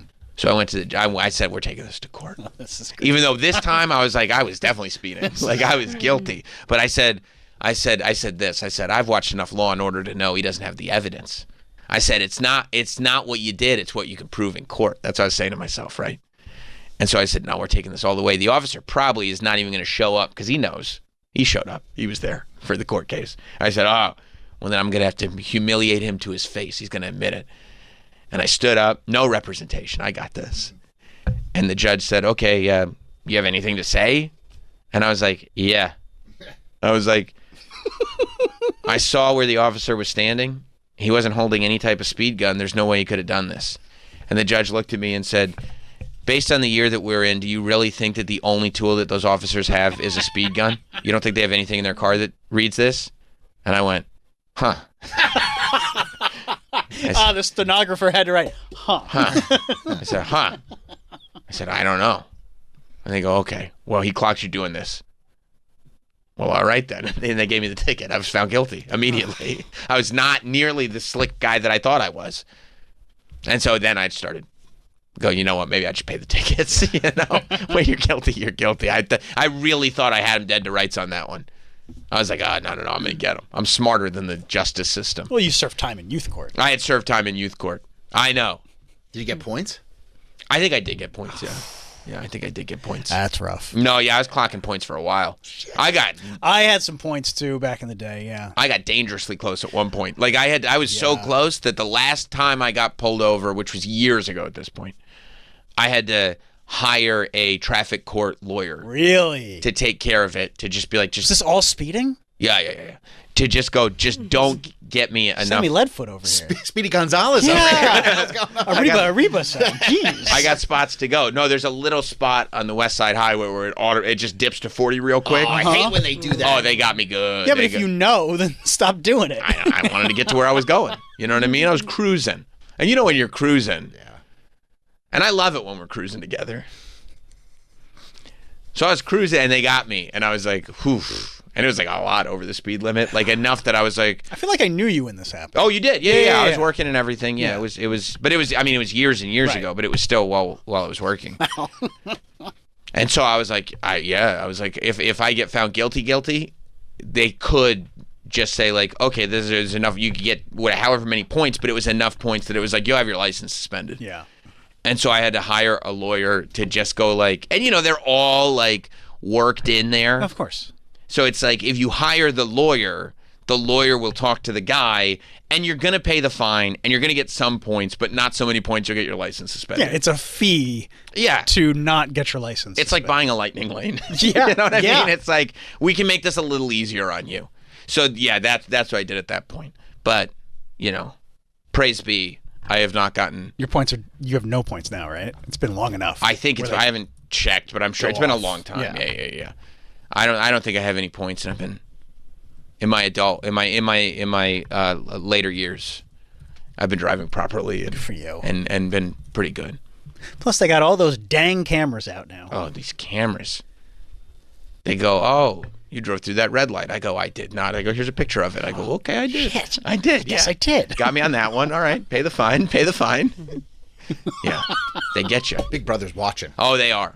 No, it's they're for waiting. our own good, though. Oh, sure. They're waiting too, because they go like this. They ask me, "You got to pay for parking?" I go, "No," and then they come back. It's on your windshield. They got me again. That's on you. You like to tempt fate. Man. I do. I prefer to not pay for parking. I'm the same way. You know what I mean? Me too. And for every L you take, there's so many dubs. That is true. Like annually. I don't know. I should probably start keeping track of how many free parkings I get versus tickets. Yeah. Because I think I'm still in the black. Because the odds are in your favor. Oh yeah. You know? Oh yeah. I mean, the only problem is that sometimes they'll hit you with something fierce, and it like cancels out many of the. Because like if it's $10 to park, you're not getting a $10 ticket. You're getting a $50 ticket. You know. But the high of coming back and there's no ticket on your window. It feels so fucking good. It feels so good. Every time it feels amazing. I just started that game today because the parking lot that I park in, Yeah. they had a sign saying that the parking will become strictly enforced on June 1st. Yeah, right. And so Let's find today's out. the first day. Yeah, let's find out I said, how I'm gonna park strictly. here. I will see. I'm anxious to find out. Yeah. I'll know at like 1 p.m. Oh yeah. Come at me, bro. And then every single day I'm just going to keep. And then I guess if I get that first ticket, I won't do it again. You make the decision. You know what I mean? Yeah. You'll play that by ear. You Yeah, make an they may educated. crack down the first month, but then maybe they'll let up. Right. Exactly. That's true. They probably will be really cracking down that when it first starts. Yeah. I'll believe it when I see it. I was parking in a town parking lot for a while, and they started pinching me left and right. I had to get out of that parking lot. I mean, parking lots are so easy. Like you go in, like for a traffic cop. I know. So, like you just go in and you just walk down the aisle. I know, but I figured it was big enough that they're not going to bother with this every single time. But they were pinching me for heavy because it's like a town lot. Well, mine's like a 2-hour one, so I'm like, how are they supposed to know? Are they going to circle back in 2 hours? Or they put that little white dash on your tire. Mm-hmm. What? Chalk. They put a little chalk mark on your tire, so you know if it's moved. Yeah, And they if got the all chalk kinds. mark hasn't moved, then you haven't moved. They got all kinds of tricks. And when you know that, you just got to back the car up a little bit to run over the chalk. Yeah. mark. Right. That's right. Get your boy to show up and just put a little sponge on the chalk. Yeah. No, they got all kinds of tricks like that. But you're right. When you win, and then when you lose, you kind of go, "Oh, I had it coming." Yeah. Yeah. It was You know, about time. You expect it anyway. you know, yeah, you can't. You're not going for a perfect record here. You know, as long as you win more than you lose, you're fine. Exactly. Get out of a movie. There's no ticket on your car. It just feels double good. Out of a mood, just pay. Nah. Where are you going to the Why would movies there where be you got to pay for is there parking? no parking lot at your movie theater? No, it's like a mall parking lot that has. You got to Pay pay for the mall? for the Oh, yeah. mall? Oh yeah. You can't get it stamped like at the movie theater. They don't do something like that. No. Sucks. No, For they the mall? they all lease out the parking lots to other parties now. Yeah. Well, they say you got to pay for the mall. Not always. Sometimes, but not Pay for the always. mall? In the Oh, yeah. movie? Oh yeah. Oh. Oh yeah. They just get you every which way. Every which way. That's why I try to get my dubs wherever I can. I'm with you. Because they're trying to get theirs. Yep. Doesn't sound like the best Chester to me. My Well, it's a God. premium experience. Oh. You forget that. It's a premium Right. experience. Yeah, yeah. You have the benefit of paying for I mean, you parking. could pay me to park in Staten Island, and I wouldn't go there. You know what I mean? It could be like, park your car here and collect your $10, and I'm still not going to Staten Island. Yeah. Yeah. If you park here, we'll give you a free movie ticket. Yeah, but where? Staten Island? No. No thanks. Pass. I'm going to the Dunkin' on the boat, and then I'm going right back. Man. Yeah. So, you know. But God bless her. This is a big dub for her. Mm-hmm. One-handed lady. Mike, is there anything in those videos that I sent you? Is anything good? What? Oh, she put out videos, right? Yeah. Oh, she did? Yeah, it's Yeah. her effectively explaining that the court date has been canceled. Canceled. Did she explain her nub? We got She didn't get into the science Oh, okay. behind So- it. By the way, I think it's a gator. I think it was a gator. I saw something where it was a gator, you know, so I think that's what it was. Yeah. Yeah, she explained that the court date had been canceled, then she plugged in a appearance on CBS Mornings. Oh, nice. That's huge. That's big. That's huge. Maurice Dubois scored that? I have to. Maurice is great. He's great. He rules. Yeah. I hope she's able to parlay this into something. I think she should have a podcast and a meme coin based on what I've seen. It's not bad. I would check it out. I mean, give a little buffer time in between, but, you know, I think if you could, I think we may be looking at the next Bobby Altoff even. You know, you never know. She's like she's a weightlifter. Who? What she, I This mean, woman. This is a woman? Really? How? Yeah. TMZ did an article on her. She has her lifting weights, and she's got it looks like a billy club attached to her. is that a medical term? Let me see, is that, oh yeah, she got a billy club, all right. She's deadlifting. That's great. She's probably got very strong legs. She's a boss. Yeah, she is. Whoa. She's a boss bitch. That's probably why, like, she wasn't sweating it when the cop pulled her over. Because she's like, not only do I not have a right hand, I got these quads. Yeah, I'll kick your ass. Yeah, I'll kick your ass, dude. One hand. Mm-hmm. Imagine getting your ass kicked by a girl with one hand. You couldn't tell anybody. What happened? I fell. Yeah. That's what you'd have to, I fell. But you got a shiner. You got all that from, yeah, I know. I fell right on my eyeball. I fell. Look, it couldn't have been that woman with the incredible glutes and one hand that beat me up. Yeah. Shout out to Kathleen. That's her name, Kathleen. Trying to read articles with her to see if anybody's asked her, hey, why don't you have the hand? Well, we know. You think it's just implied? I think it's a gator. Gator. Yeah. Oh. Gator. She says I was born this way. Maybe. But maybe not, too. Yeah, she might just say that so that more people don't ask about the gator, because there's never just one question. You know, some people say they were born with only one hand. I think it's being taught in the schools. That's my thing on that. You know what I mean? I think you got to watch this stuff. You really do these days. Yeah, you never know what's happening. That's what I think. That's where I stand on the issue. Indoctrination these days is crazy. Yeah, I don't know. They're going in with two hands. They're coming out with one. And they just do it without asking. I know. It's terrible. It's terrible what's happening. See, that nub is pretty smooth though. So if it was like an alligator, it would look like it was like perforated, you know? You think there'd be teeth marks still in it? They go to the doctor. They go to the doctor afterwards, you know what I mean? So the doctor doesn't have to sew along the teeth mark lines. They could probably smooth that out. Put it on an industrial sander or something like that. You're on propofol, so it doesn't hurt. Oh. Yeah. So you'll be all right. All right, why don't we take a break so we can stay on task today? I didn't know we had a task. Yeah, we have we have a guest coming in later. We got all kinds of stuff. You know what I mean? That's true. Also, I think when I was hammering this, I look at you. There's like metallic dust all over the console. Yeah. I think that's from hitting this microphone. It is. It's from moving it because it's metal on metal, so it scrapes it off. It just grinds it down. Mm-hmm. I think that's Travis's fairy dust. Is that your fairy dust? The pixie dust? Whoa! Yeah, it is. What are you doing? That's my pixie dust. It is. It is Travis Pixie Dust. That's what happens when I sneeze. All right, we'll take a break. We'll be right back. Don't go anywhere. Sam Roberts Show will be back in 2 shakes of a lamb's tail.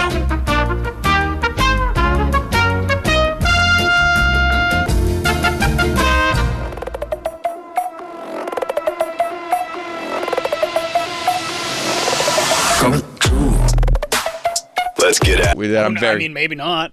Unless he doesn't make it. I don't know how long he's gone for. No, that's true. Might That's not be true. He's on a never-ending vacation at the moment. And you may ask, vacation from what? I don't know. I don't know what it's a vacation from. You know, sitting at home, twiddling his thumbs. I don't know. But sitting in the dark. Sitting in the dark. He's on. Maybe that's what it is. Yeah, I mean, his apartment's so dark. You got to go on vacation because they put lamps in the hotel rooms.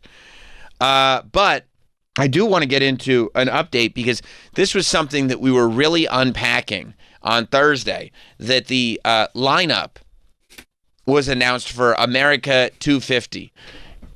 You're a grand old flag. That's what they called it. America 250, a celebration. You're a grand old flag. And we were looking, and they had made some interesting picks as to who the as to who the lineup was going to be. And we were kind of assessing who would do well. You know, that's when we really realized that Flo Rida would really have an excellent time because of all the hits. Oh yeah, he'd close. That he's got. But a lot of the acts that they had signed up had only had, you know, a couple of hits here and here. There, I believe CNC Music Factory was one of them. Milli Vanilli was on the bill, even though there's only one surviving member of Milli Vanilli, and neither one of them actually sang any songs. Fob can sing now. You watched the documentary? No, he has sung. He sings. He does do that. Yeah. But those aren't the songs that got popular, and he's not good at them. No, but it'd be like if you were like, hey, you know you love this song. There's somebody who does a poor karaoke version of it. Hey, we're 250 years old. I'm glad he's here. Yeah, that's right. The Commodores stepped in. I believe Bret Michaels was on the bill. Do we have the full Vanilla Ice from Play That Funky Music? Vanilla Ice was on the bill. What are you doing? I would love to see. What are you downloading? Oh, they gotcha. Oh, no. Troy downloaded something. Sorry, I'm out of the loop here. Oh, no. Hang on, out of what loop? That's just a computer, my friend. Oh, here we go. There we go. There's nothing proprietary about it. I mean, all right. Could have just like hit. There was a poster, you know, just like a poster graphic. I was looking for the poster graphic. Everybody's moved on. Let's see if I can find it on my phone. No, it's fine. You just go on Twitter. Yeah, that's okay. Travis up with his witch doctor tricks. Yeah, I just go like Martina McBride. There it is. You found that quick, huh? I didn't have to download any extensions. Yeah, it was. Troy's at a disadvantage. He's got to download Chrome extensions. Yeah, who knows what Mike is going to come back to? That thing is going to melt under his fingers. Oh my God. Troy was over there. He really was. He's this boomer that was over there for 5 seconds. I know. And he started downloading plugins. It's like when your dad calls you. He's like, I wanted shipping discounts, and now I can't stop getting pop-ups. All right. Let's just uninstall everything and reinstall everything. That was my bad. It was? Yeah. Oh. Is this what you were looking for? That's it. Yeah, okay. You could leave that. Yeah, that's perfect. Okay, so it was Freedom 250, the Great American State Fair, which is not happening in a state. It's happening in Washington, D.C. And Washington, D.C. is not a state at all. So I don't know why they called it the Great American State Fair if they picked the one place inside the continental United States that is not a state. It's a state of mind. Maybe that's what it's supposed to be. Yeah, you're overthinking it. You think so? Yeah. Oh. I didn't Should pick have up. been called USA A-OK. USA A-OK. I'm more like cesspool on the Potomac. I didn't want to get political this morning, but cesspool. That was a pretty good pickup. That was so good. Appreciate that. So the original lineup was Martina McBride, who you know from country, Young MC, who didn't just stand there, he also busted a move, CNC Music Factory, who when did they sing again? Wasn't that the one with the controversy? Because it was the lip syncing. It was everybody dance. Everybody but then danced it was 2 Tons of Fun singer the Weather Martha Girls. Wash. The Weather Girls did that. Martha Wash. Shout out Libby. And Libby performed that song. That's exactly right. That's exactly right. No. Yeah. But they have the guy on CNC Music Factory representing it. Then they have Vanilla Ice. Then they have the surviving member of Milli Vanilli. Then they, who again, I mean, are famous for lip syncing, much like CNC Music Factory. They have the Commodores. They have Morris Day and the Time. No Jerome. Flo Rida. And Bret Michaels. Who we realized that even though Bret Michaels had hits, not like Flo Rida. Flo Rida could do the show by himself, and he might need to. Because in the days, it's only been a couple of days since this thing was announced. And we've unfortunately lost from the lineup. We lost Martina McBride. We lost Young MC. So we are unfortunately just going to have to stand there. There'll be no moves to bust. It appears that we have lost from the show, but not from the planet, the surviving member of Milli Vanilli. Again, I don't know if that's because he said... Fob? I don't know. I've assumed one was Millie and one was Vanilli. Rob is dead. So then Fob is definitely if Rob is not surviving, Fob would definitely be the surviving You didn't retain anything from that documentary. I did not think it was a very good documentary, if I'm being 100% honest. I like The Crash. Crash was good. You could have named Milli Vanilli's documentary that as well. No. The Commodores are out. It's just single. There's only one alive. Just the Commodore. The Commodore. I'm sorry, you're 100% right. The Commodore is out. I thought it was Commodore 64. Oh, yeah. That would have been great. Morris Day and the Time are out. Yeah. Bret Michaels out. And I believe CNC Music Factory are still weighing their options. They've put out conflicting statements. Because nobody knows what they are. Like, what is the band? Who did the thing? Like, what are we even talking about when we say CNC Music Factory? I thought it was just a series of sounds from the CD Jock Jams. I didn't realize... They should just play Jock Jams on the National Mall. I'd be there. I go to the National Mall if somebody was just going to put a Jock Jam. They would just... you'd see them. They'd put the CD, the tray would open in the sound system, and they'd put the Jock Jam CD into the tray, hit the eject button again, and then Jock Jams would just come on. And I'd be fine with Jock Jams too. You could play Jock Jams too as well. And while you're there, throw on an And One mixtape. You know what I mean? Yeah. Like just really, really mix it up. I think it could be really, really good. So yeah, I've gotten conflicting reports on whether or not CC's Music Factory will be there. Yeah. Troy? I sent Mike over his commentary. Is that CNC's? That's CNC. Or that is CNC? That's him. That's him. And he runs the factory? He runs the factory, does it all. Right. And is this one of those assembly line type things where they put together music? Yeah. Now, why? Well, no, they work hard and play hard. They work at a gay steel mill?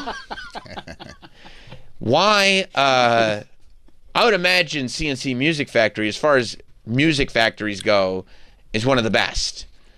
Why does he have a crooked shelf behind him that is empty? Why do you? This is not There's the time. nothing on the shelf. Right, I know, but this isn't the time to nitpick his background. Yeah. I'm just saying, there's nothing on his shelf behind him. And is that a Hunger Games T-shirt? Maybe he's in an Airbnb. I think that's a Hunger Games. Isn't that Hunger Games? Isn't that Josh? Katniss. That's Josh Hutchinson or whatever his name is, right? Mm-hmm. Jennifer Lawrence. And Catnip, Jennifer Lawrence. Wow. Yeah. I don't know why I got to shit on CNC Music Factory. Yeah. Well, I'm not shitting on them. He's at a bed and breakfast. That has nothing on the shelves? Maybe it's there's kitschy. wallpaper. We have to be able to see the wallpaper. Yeah. You can see it around the shelf. Wallpaper is the attraction. Then why did they install? Now, is the camera crooked or is the shelf crooked or is the wall crooked? Why is he being so shitty to Cece? Because it looks like he's sitting in the back rooms. And maybe that is the back rooms version of CNC Music Factory. Just with double, triple eyeballs and stuff. Okay, so CNC Music Factory. He said, I didn't put on my Hunger Games T-shirt for nothing. He loves Hunger Games? Is that what's going on? I assume so, if he's wearing the shirt. He loves that movie. That's his favorite movie? I guess. Wow. I just because you Hunger Games had its moment for sure, but you just don't encounter a lot of people that to this day are like, no, the Hunger Games is my shit. I got the T-shirt and everything. Especially of his age. Right. He's an older guy, and it doesn't look like an official Hunger Games T-shirt. It looks like an Etsy Hunger Games T-shirt. Yeah. Like, it looks like somebody, sketched that and then was like, hey, I can do the direct-to-garment printing. I can make you a T-shirt with this sketch on it. And CNC Music Factory was on Etsy going, that's great because I loved the sketch. I was hoping that you would put it on a T-shirt because that's Katniss and what's the guy's name? PETA. PETA and Katniss. And normally he said, I eat animals. I don't like PETA, the organization. But PETA from Hunger Games is my total shit. I love that guy. And Katniss. He goes, I stand them regularly. I wish those actors would get together, is what CNC Music Factory said. That's why I wear the T-shirt for my social media promotion. So, he put on his announcement T-shirt. You know how sometimes you have a T-shirt that just fits good? Yeah, maybe that's it feels good. He looks good at it. Like maybe his grandkids gave him that T-shirt, and he's between a rock and a hard place because he's like, man, I love the way this T-shirt fits. I love the way I feel in this T-shirt. It's comfortable. It looks good. It really squeezes my biceps nicely. But I've never even seen this movie. This is a weird thing to put on the front of a T-shirt. I don't know who these white people are. But I think I'm going to leave it because I like the way it fits so much. Because I look good. Yeah, can you imagine? He's like, I'm going to make my announcement about America 250. Why are all the comments things about my Hunger Games T-shirt? Okay, let's see what CNC said. Are we at the first one? Are we at the number? There's a series of videos? Yeah, there's, Instagram for some reason breaks it up. Oh, he had a lot to say. Yeah, all right, yeah, click yeah. back. Yeah. Oh, was this them too? That's CNC Music Factory. I thought it was just Everybody Dance Now. No, they have 3 songs. Things that make you go, hmm? Yeah, Everybody Dance Now. And then do the Weather Girls also do things that make you go, hmm? 2 tons of fun. 2 tons of fun. Martha Wash. Libby. Libby. The Weather Girls are It's Raining Men. I know, but we found out that Martha Wash was the actual the vocal singer. But she was also in the Weather Girls. Okay, well that's So I credit the Weather Girls for Everybody Dance Now. That song is great. But they also did things that make you go, hmm. Mm-hmm. Wow. And here we go. What's Here We Go? How does that go? Here we go. So what's the scenario? Yeah. That's a great good one song. too. That was good. They were really Tribe Called Quest. Tribe Called Quest? That's what they called it? Yeah. Quest. So how does Here We Go go? That's not a one people know. It's not a No, they got things that make you go, hmm. If play Here We Go, you'll hear it. I don't want to. You don't? No. Okay, you don't have to. Here we go. Yeah. Here we go. CNC Music Factory. CNC Music Factory. Not the tribe that would Quest is what they were called. Hang on. Okay. I mean, I got nothing better to do. Well, I think if you're talking about That's CNC somebody Music pissing. Factory. Oh my God! What the It was hell the is 90s, going yeah, on? you had a long video. What is this? Come on. Dun, dun, dun, dun, dun, dun, dun. Everybody dance now. Party started. No, this right? is not a famous song. He's a beefcake. Who the guy is? Yeah, look at this guy. Oh, no wonder he wanted something that. Worked at steel mill. This is not a famous song. You don't know this song? Nobody's heard This is not a famous song. I mean, it's not the others. It's not gonna make you sweat. Like, but I mean, it's literally the same beat. no, I would go to America. This is where I would get a nice American lemonade at America 250. No, this is the same song as before. I mean, they got a formula. I know, and it unfortunately ran out of juice for this one. Okay. It's like how all those Ace of Base songs sound the same. Right. All right, you can turn it off. This is not a real thing. Look at it. Loving it. I know, he just liked this because it reminded him of Eric Nies when he was growing up. Eric Nies was a handsome guy. Did he make you feel like odd things? Yeah, I get that. If I met an Eric Nies and he was way into CNC Music Factory, things could have been a lot different. Just imagine. And honestly, He sits down with his wife at night sometimes and be like, honey. No, this could have been totally different. I'm really happy, I want you to know. But at a younger age, had I met an Eric Nies and listened to CNC Music Factory, it could have been a completely different path. Completely different. And maybe, who knows, it could have been happier. We'll never know. I mean, you're still a guy walking around with his cat in a little knapsack. Yeah. You know what I mean? It's true. All right, let's go to the beginning of CNC's video. No, the next one. This is the cover. This is the cover of it. Because I was going, what's he going to say? Let's hear what CNC has to say.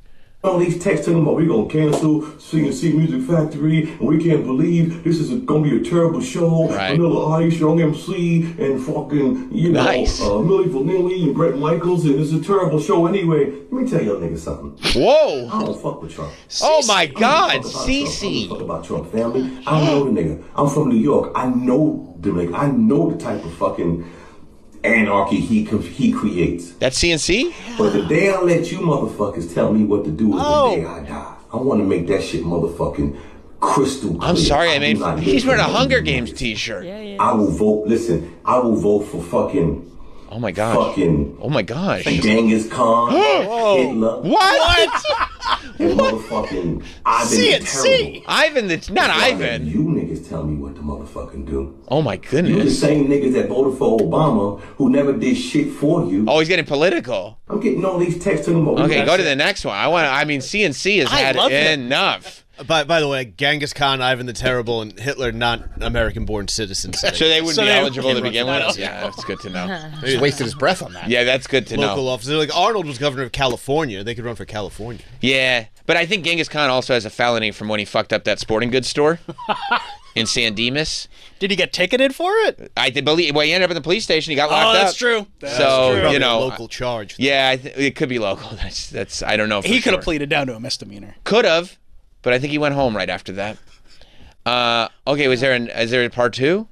Gaddafi wanted to give black people $1 billion to open up their own banks and gold. But you know what the U.S. government told them? If you do that with so-and-so, we can never have that happen because we can never free black people. And then Obama got in office and they waited for Obama. And we were talking about the state fair. And Obama said, what about everybody dance now? I know. Because you work for the motherfuckers, the Zionists and the white capitalists. Oh my you goodness. Work for that motherfucker. So y'all can suck my dick with that don't do a show for Trump shit. I don't give a fuck about Trump. Oh, but I also don't give a fuck about you either, nigga. Oh my God. Wow. You niggas talking about this and that, and you know, you guys are gonna cancel. You can't cancel me. You niggas never brought me into existence. You ain't buying no records because they ain't putting out no records. So what you gonna cancel, nigga? Wow. Not even, I do 50 shows a fucking year. Damn near every weekend. It's not a flex. I don't see that 50 one shows a year is a lot of shows. buying my merchandise. It's weekly. Especially when you had a hit 40 years ago. Yeah, it's pretty good. 50 shows a year is good. If they're that. ticketed shows, 50 ticketed shows a year. Now, it could be Epcot kind of places, state fairs. They don't, but those aren't free shows. Exactly. And it's a Great American State Fair. Okay, so that feels like CNC has not landed on what he's going to do. Like maybe he will, maybe he won't, but if he does it, it won't be because of those, you know, the opinions of the you-know-whats that he was referring to. I'll let him kind of handle the sort of vernacular on it. But so he's not committed one way or the other. The one thing he is committed to is he would vote for Genghis Khan before he allowed any individual, I'll say, to tell him what to do. So if he doesn't, if he doesn't perform, it'll be his choice, not the choice of other individuals. Right. Okay. All right. Which makes sense. I get that, and I mean that's the way it should be. Now I don't think that CNC Music Factory is at risk of cancellation. I don't think that's possible. No, because those songs are beloved. Yeah, that too. 2 songs. Okay, 2 songs still. I mean, the people love those songs. What could you possibly cancel them from?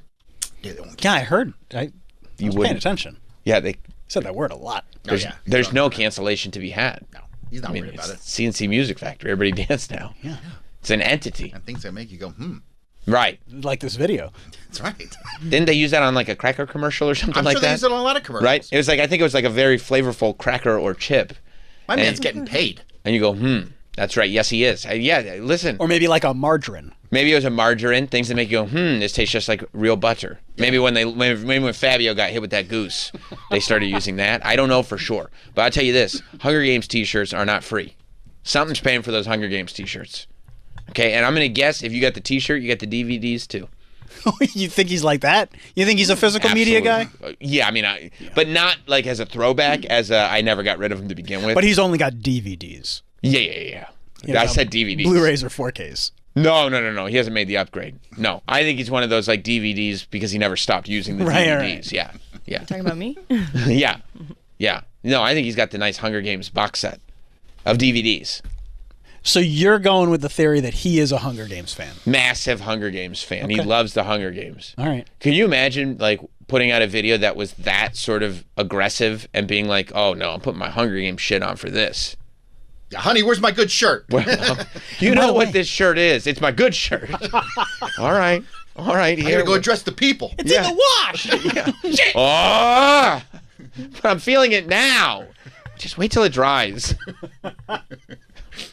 I like to air dry it. I don't want it to shrink. Oh my God, it was a 7-minute video. Oh yeah, there's more. No, I mean we got it. Yeah, you got. You know what I mean? I got the gist of it. I don't know. He's going down an interesting road. He is. We found out a lot about Gaddafi that we didn't know. I didn't know any of that. We should get more.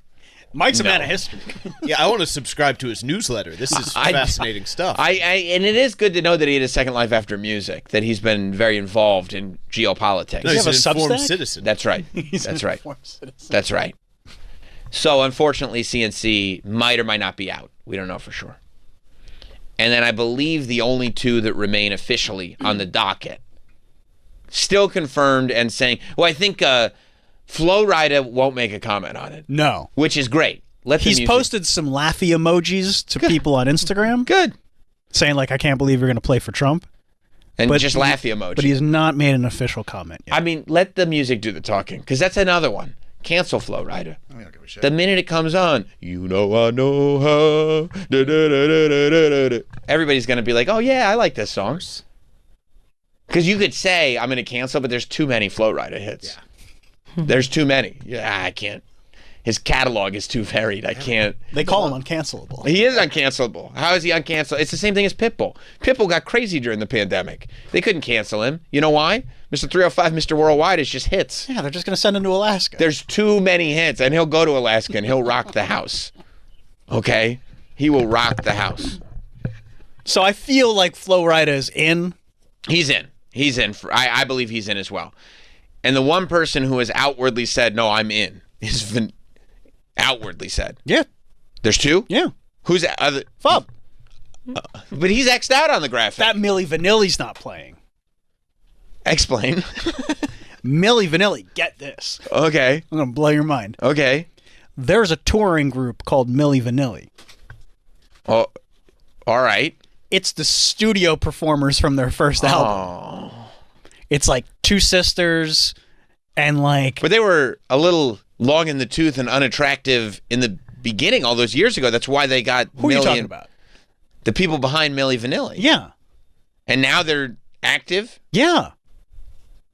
I mean, I don't think anybody wants to just watch them. If anybody wanted to see them do the song, they would have had a career right after Milli Vanilli. It sounds like the record. I mean, I guess, but I'd rather... I mean, they sounded like the record Yeah, what too. do you want? You want it to sound like the record, or you want to look at Fob? I want Fob to lip sync. That's what the act is. I do the dance.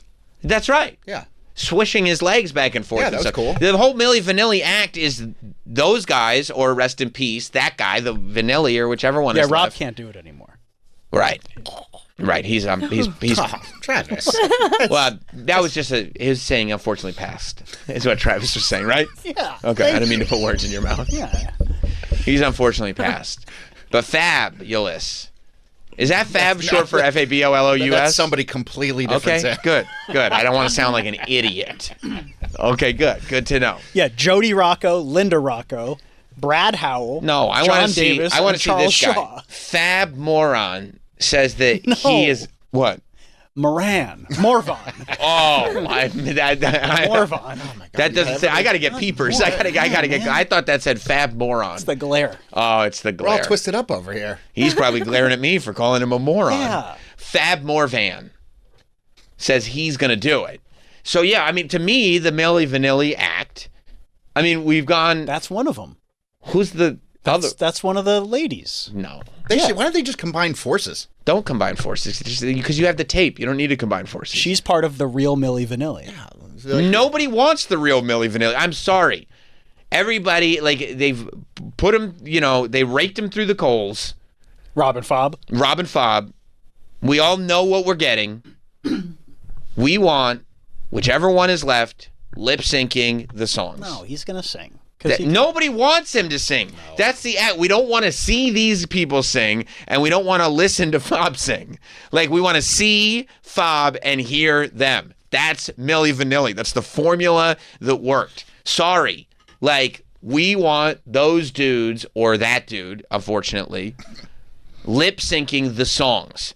If this were ever an option, then Milli Vanilli would have had success after the lip syncing scandal. They did not.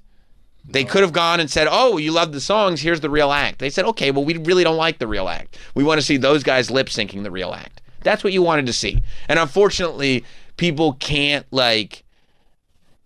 deal with the fact that they fucked up the tape at spring break that one time. They tore down Milli Vanilli too early. They did. They had a whole second album of lip syncing they could have done. Who cares?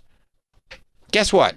If Ashley Simpson was performing, get her up there lip syncing. Do your little dance and everything. I don't care.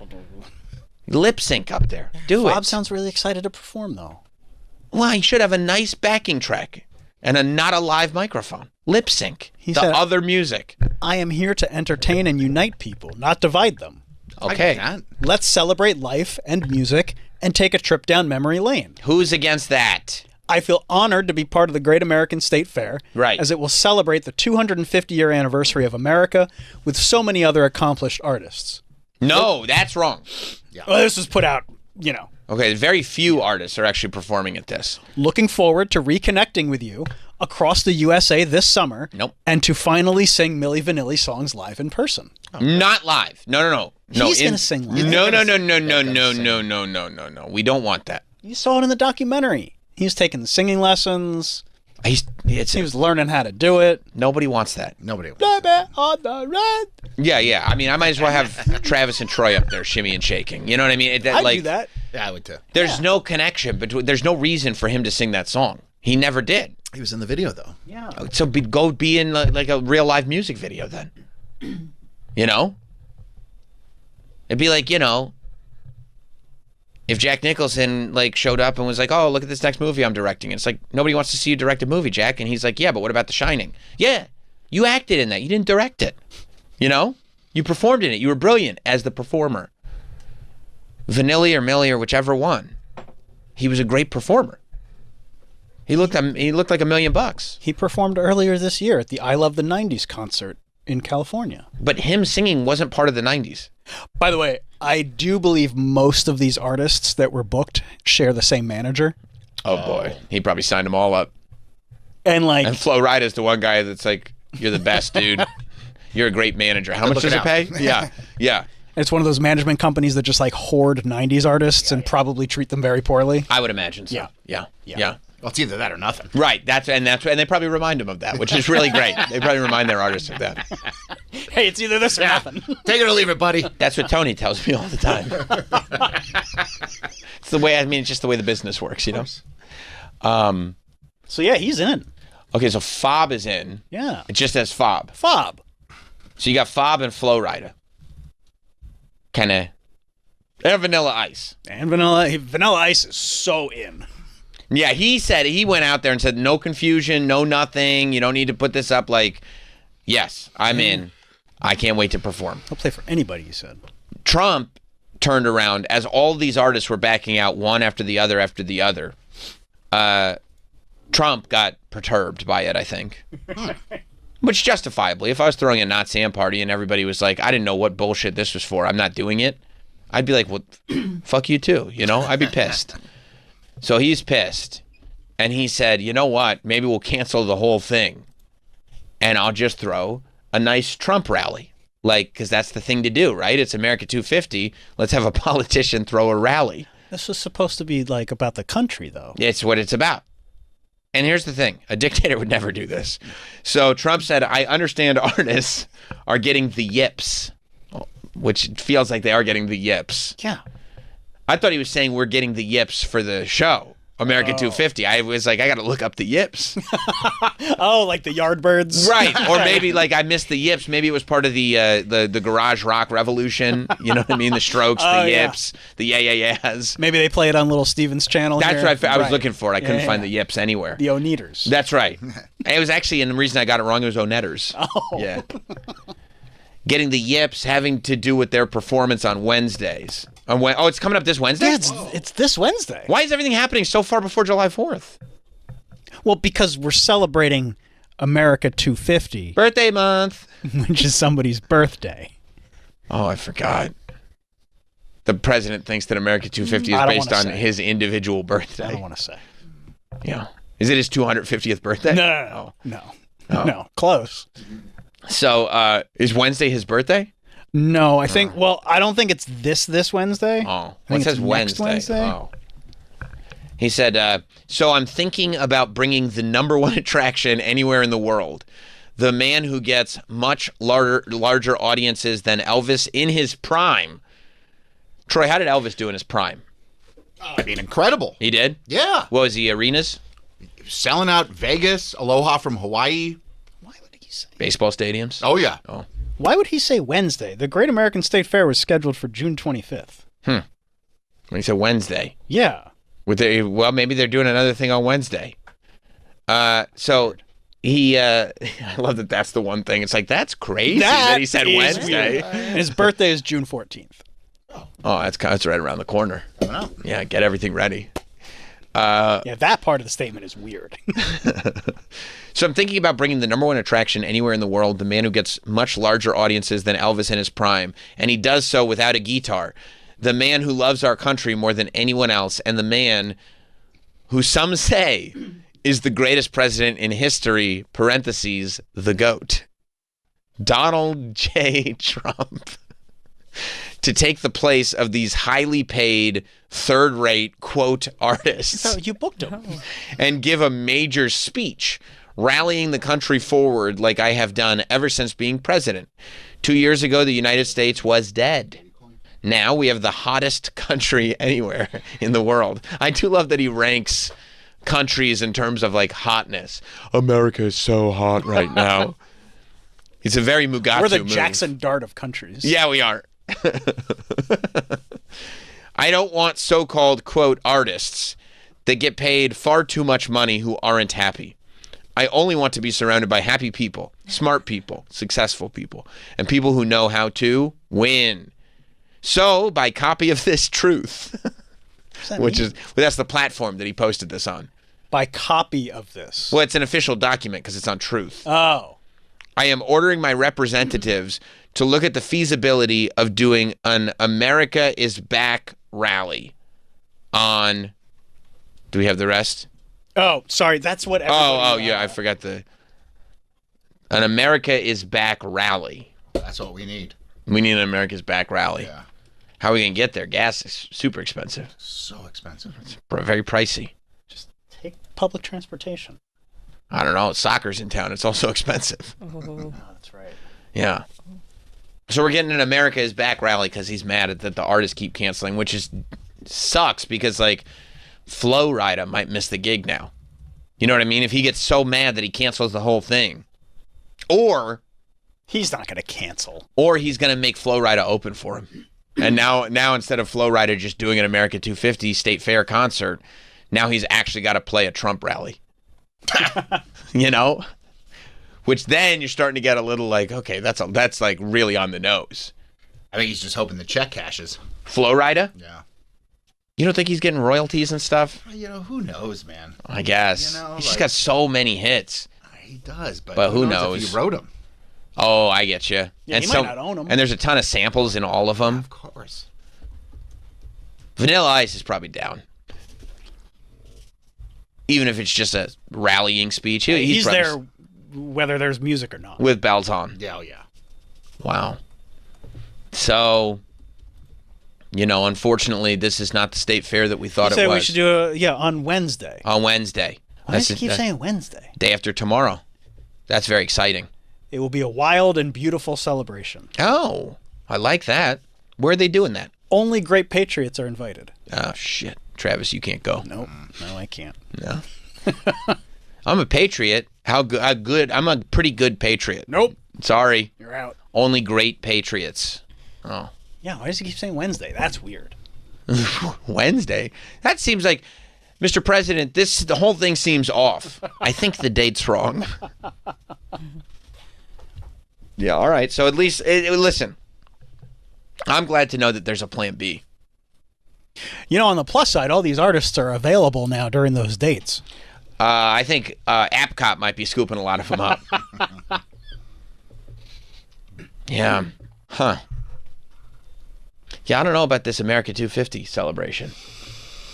It was real promising last week, wasn't it? Yeah. I just took a shit. For a few hours, yeah. Looked like we had a real good thing going. I was like, I might need to go to D.C. We're still going to have dope-ass UFC on the front lawn. Yeah. That's going to be cool. They're building a thing. I guess. But, like, I was hoping for this concert, you know? Like, were you hoping it was live streamed? The concert? Yeah. Oh, yeah, of course you're going to live stream that. It's every popular artist of the day. Yeah. Rumble? Probably on Rumble, I would think.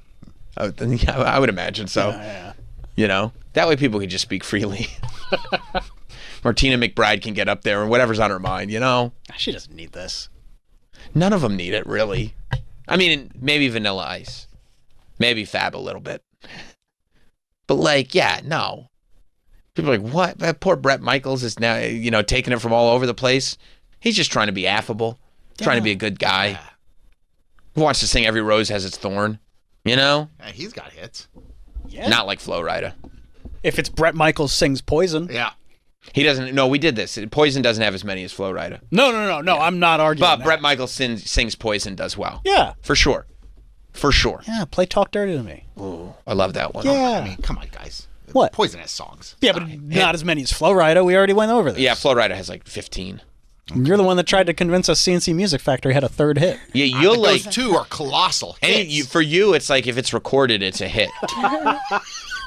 Like, it's like your threshold of what's a hit and what's not a hit is absurd. You cannot deny that those CNC Music Factories are. You may not the like third them. one is not Those a hit. two are hits. The third one is not You didn't know that song? No, of course not. Well, I recognize the beat. It's from their other song. Yeah, it's not a real song. Yeah.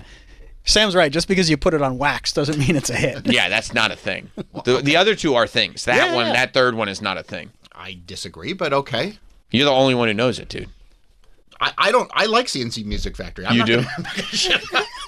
And now I like him more now that I met that guy. That guy's cool. That's CNC. That's CNC? Yeah. Well, you're a super fan, but that's why sometimes you get blinded by your super fandom. And instead of being like saying, okay, this is like a hit by the numbers, you just go, this is one that I love. And that's not how you judge these things. No, but come on. Those other two CNC Music Factory songs are big hits. 5. No, there's not 5. I don't know. There's 2. Look, it has on this listing, here we go, is above things that make you go, and you know that one. Look at that peaked at 3. Come on. Yeah, no. Things that make you go, it got big because it was used in every commercial and stuff. You guys just you're not listening to things that make you go, on the radio. Of course I am. If that's on, I turn it up. You do? I love this. You do a little sitting car dance? Yeah. And then you start thinking about the things that you wonder about. There are things that make me go, Yeah. You and Travis just hate 90s dance music. No, is what it is. we're giving you those two songs. Like, here's the thing that makes you go, how do I get a polar bear to be that friendly to me? No, we don't hate 90s dance songs. I like Ace of Base. You think that we hate it because you categorize it as alternative rock. Yeah, and it's not. No, and that's CNC Music Factory. And it's not alternative rock. Well, that's the last time it came up. EMF. That's what we were talking about. EMF and and they're Jesus not Jones. alternative rock. EMF is not alternative rock. I disagree. Desiree is closer to alternative rock. Desiree? Yeah. You gotta be. Yeah. That's a good one. Come on. That's a good song. That's a good song, Yeah, too. That's a good song. But it's dance. So is EMF. Yeah, I didn't say it was a bad song. I said Jamiroquai is closer to alternative. Jamiroquai is that balance of dance and alternative. It's dance. It's who, Jamiroquai? Yeah, but it's closer to alternative than CNC Music Factory. CNC Music Factory is I nowhere never near. said that. You guys are making that up. Oh. I never said CNC Are you sure? Music Factory was. I told you what I said. Oh. EMF and Jesus Jones. More like BMF. You know what I'm saying? Blood Money Fast? No. Bad motherfucker. But I'll take either one. Yeah. EMF is not close to alternative rock. I would agree with Travis on that, but that's neither here nor there at this point. The list is closed. And CNC Music Factory had 2 hits. 2, yeah. And they're bangers. Yeah, no, fine. they're commercial jingles. They are jingles. I mean, now, but when they came out, this was like, yo, like, this is cool. Like, let me take my shirt off and go to an industrial factory and get down. Yeah. Dan Cortez loves this. Why is that in the early 90s, all of the dancing happened at industrial factories? You know, that's a good question. Even when Janet Jackson showed up with the Rhythm Nation, where were they? They were in the factory. In an industrial factory. Yeah. Why did they do that? Well, maybe it was like maybe like house and dance music was sort of underground at that time, and like house music was like in the 80s was like they call it house music because it was done in like a warehouse. Right, like an industrial factory. Like you wouldn't go to a club. That was more contemporary pop. Correct. Yes. So maybe they're like, we want to bring this aesthetic to the mainstream. Right, and then all of them did it. Yeah. Right. Well, there's a formula. It's like, well, if it worked for this, CNC probably got Janet's director. Mm-hmm. And they're like, oh, we'll just do this again. It worked for her. I know a great steel mill. Yeah. Yeah. I got a deal over there. Right.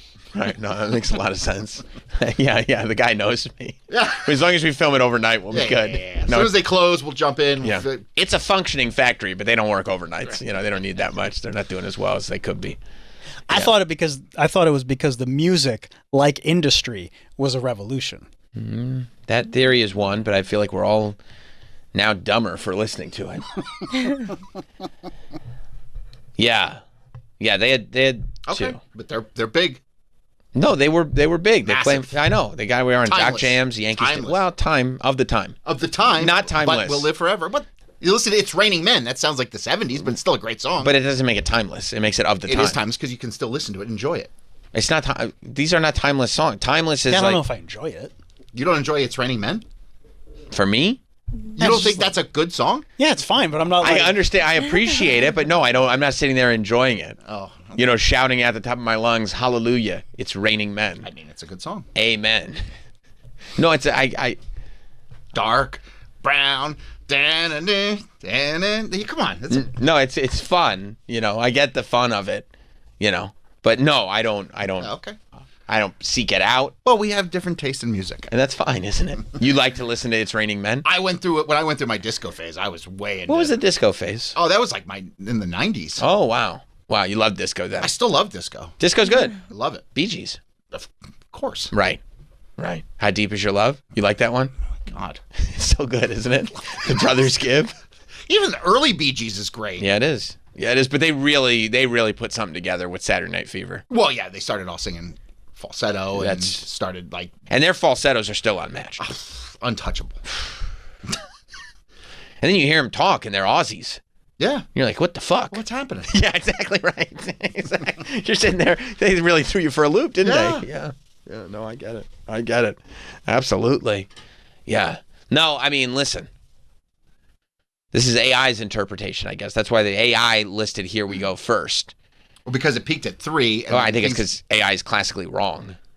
You're Probably saying like it didn't 3 on make like it 3? the disco charts. No, I'm saying that things that make you go is obviously the one that people know second best. Yeah, obviously. I mean, I know. Here we go. So you know their whole catalog. I just know those 3. Yeah, I did have the tape though. You did? Of course. Cassette tape. Was it a single or the album? I had the album. Yep. But I just listened to those songs. Right. You're like, I need to hear what else is on this thing. Yeah. There could be more.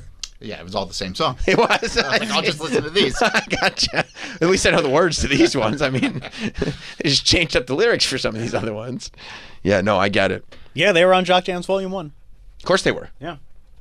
Look at all these alternative rock songs. Oh, see what he's saying. I mean, you guys are putting words in my mouth. I never didn't said say that. CNC Music Factory was alternative rock. Oh, wow. The 69 Boys, Tootsie Roll. Did you like that one? Tootsie Roll's a great song. Yeah. Oh, of course. Tag Team, Whoomp. There it is. I mean, these are classics. Yeah. Oh. These are classics. This is why they're on a compilation. Come Baby Come, that's a great one. It Takes Two. Yeah. Strike It Up, that's a great one. Yeah. You love Jock Jams. I like every song on here. Right. You know what? And there it is. Track number 20. Gary Glitter, Rock and Roll Part 2. You love Gary. You love Gary Glitter? I like his music. You do? You separate the art from the artist? Yes. I see.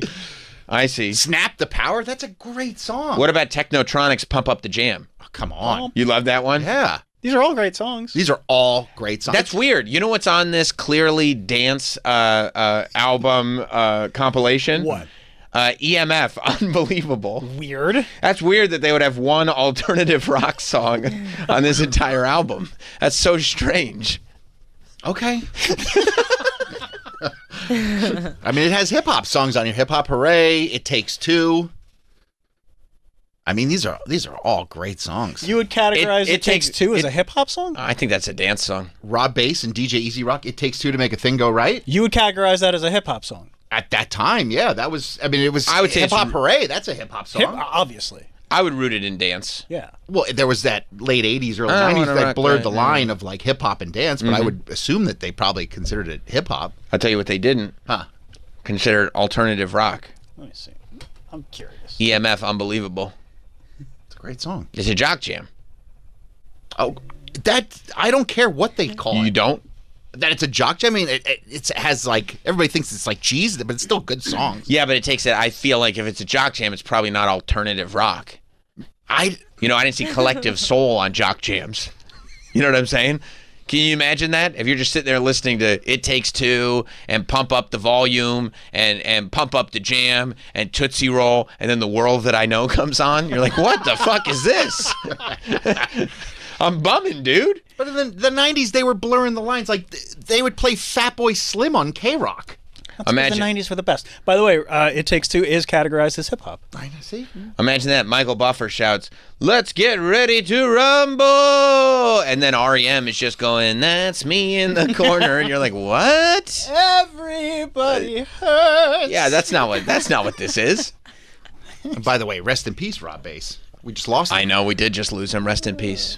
Legend. Everybody was playing It Takes Two, and it's like, oh yeah, this is a banger. It is a banger. No, I didn't say any of these were bad. Yeah. I said that they're like, you put them on whatever list you can find because you love them so much. I could say, give me your favorite condiments, and you'd say It Takes Two by Rob Bass.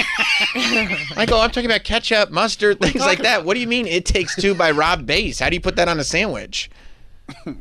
You know? I'd be like, oh, what's your favorite type of car?